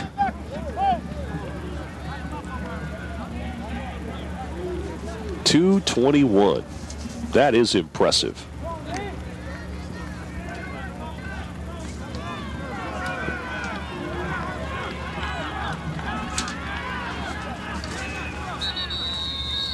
Yeah, I guess they're going to call a timeout, aren't they? Georgia Southern has 1 timeout remaining.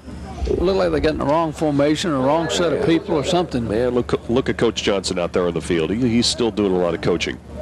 Well, one point about Paul Johnson.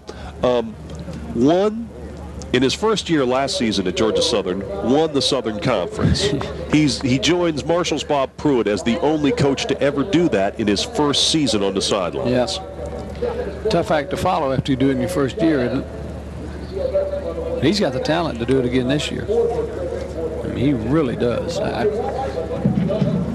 I'm impressed with what they've done today, and when they've done it. When they've had to make the right plays, they've made the plays. Well, they came out and basically took this game by the throat. They were aggressive, and Peterson on the first offensive snap for Georgia Southern went 47 yards for a touchdown, and they've never really looked back. Nope. And since joining the Southern Conference as a full-time member back in 1993, Georgia Southern 10-10 in road games, so they've had their problems on the road for a team that is used to dominating people, but they're going to up that to 11-10 in road games with this victory today here at Finley Stadium. Minute 51 to go, 3rd down and 2. Why not give it to Peterson? They fake it to him, and they give it up to Freeman, and Freeman scores. Was that ever wide open?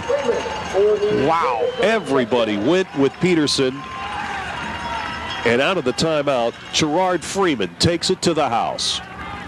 Well, that's what having Peterson will do for you. He sets it up to where you've got to close down on him, and then a great pitch by Hill.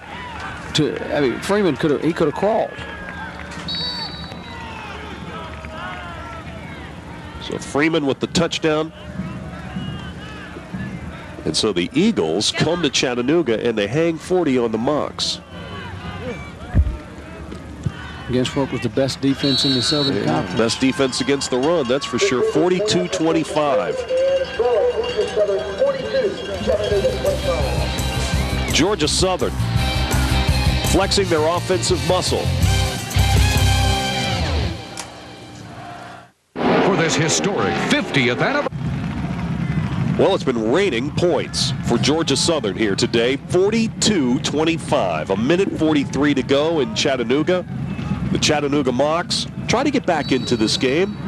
They buckled up defensively in the 3rd quarter, but Georgia Southern has just been too much for the Mocs today. High, short kick that is taken by Hill at the 20-yard line, and he is brought down at the 29. Eagles have the Eagles and the Mocs have 2 of their 3 timeouts remaining.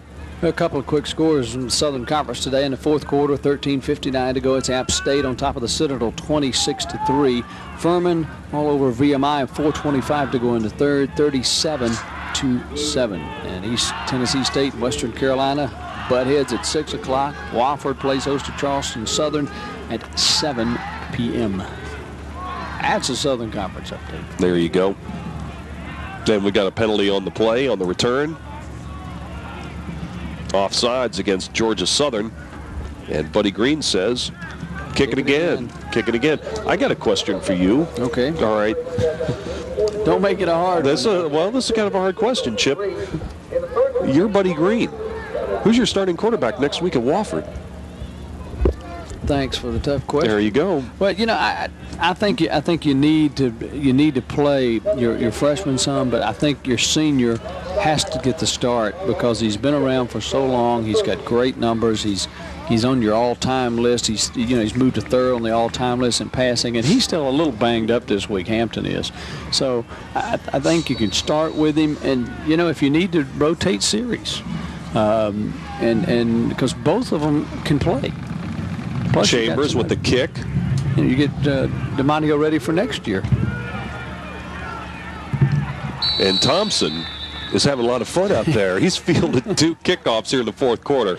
Takes it back up to the 33-yard line. Well, I didn't promise that question was going to be easy. No, well, it wasn't. But I think that's what you do. I mean, I don't think that I don't think you go wrong either way. But I think you got to play both of them. I mean, and there are very few systems that a 2-quarterback system works. But I think this one, it might work. I mean, it seems like you get 2 good things out of both quarterbacks. So DeMatteo is back once again to pass. And he's got a man wide open in the flat. It's his fullback, Tinker. And Tinker breaks a tackle and takes it on down to the Eagles' 49-yard line. You know, another thing I was going to mention about that is that there's very few times you get through an entire season that one quarterback doesn't get hurt and maybe miss a game or 2. And if you're playing 2, well, if one goes down, you still got one who's playing. That's a good point, too. See, you let me talk long enough, I may come up with an answer. You're working this thing out. Well, we got one of Georgia Southern's folks down. Yeah, and it is earth, wind, cramp over there. I wouldn't be surprised. It's been a warm day and a very long game. I think it's a cramp the way he's grabbing that thing. We had a 12:05 kickoff, and we're closing in on 3:30. So these players have been out there a while. I think it's a cramp because he's grabbing the back of the back of his thigh. Or it was earlier. I just think so. You got to find a little shade. You got to find. It doesn't matter how you do it. You got to find a little shade. Well, you got a towel. Got to grab it. You got to grab it or the umbrella. The umbrella. Now that's the idea. The umbrella in the shade. First down and 10 for the Mocs. Trailing 42-25 with just over a minute to play. The pass was tipped by Coleman and nearly caught by Hawkins, and it goes out of bounds, incomplete. Now that would have been the old tip drill, and that's exactly the way you draw it up. So you throw it. Oh, and now DeMatteo is hurt. Now he's acting like he's got a big-time cramp. Yeah, and that may be what it is. You know, a lot of times, and it's, you mentioned the heat, but it's still early in the season. I know we're into the 4th game, but with this heat, it's still early in the year. Hampton back in there. The pass is caught by Coleman, and Coleman is brought down at the 40, shy of the first down. It's 3rd down and a yard. Clock is running, a minute to go. Mock scramble to the line of scrimmage.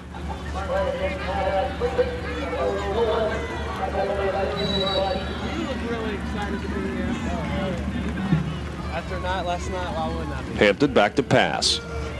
And on the 3rd down situation, the pass is tipped at the line of scrimmage, and that was Larry Rogers who deflected it away. And Rogers is pretty adept at that. That's the 2nd or 3rd time that's happened today. Take a look at DeMatteo. You know, a lot of he may be worn out too. Yeah. I mean, he just may be flat worn out. But the way he came off the field would lead you to believe that it was a cramp. And you get that when you get worn out. So it's 4th down, 4th and a yard. Hampton will put it up. The pass is caught. And Parham has it, and he takes it down to the 32-yard line. Corey Parham, the redshirt freshman from Huntsville, Alabama. He's definitely been into the offensive mix all day long. Not using any of those timeouts, so they're just going to keep it going. Let the clock roll and keep going. They'll start the clock. We're down to half a minute to go now. Hampton steps up, going to the end zone. And this pass will be picked off. And it's intercepted by Archie Thompson. That's his 3rd on the year. So Thompson is among the leaders in the Southern Conference now in interceptions. Boy, was he a find for them off the basketball team. Oh, you said it. Thompson now with 3 interceptions. Moreland has 2. In fact, that is their 6th interception of the year. They have more interceptions now than they did in all of 1997. Yeah, and half of them are from a guy who didn't play football. Yeah. He's been a great find. And, you know, he came into the game with 26 tackles. He was like 2nd, 3rd on the team in tackles.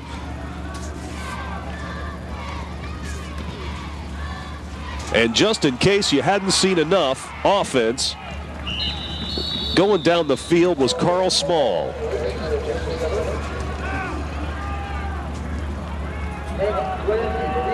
And they will move the chains long enough to start the clock. That's another first down for Georgia Southern.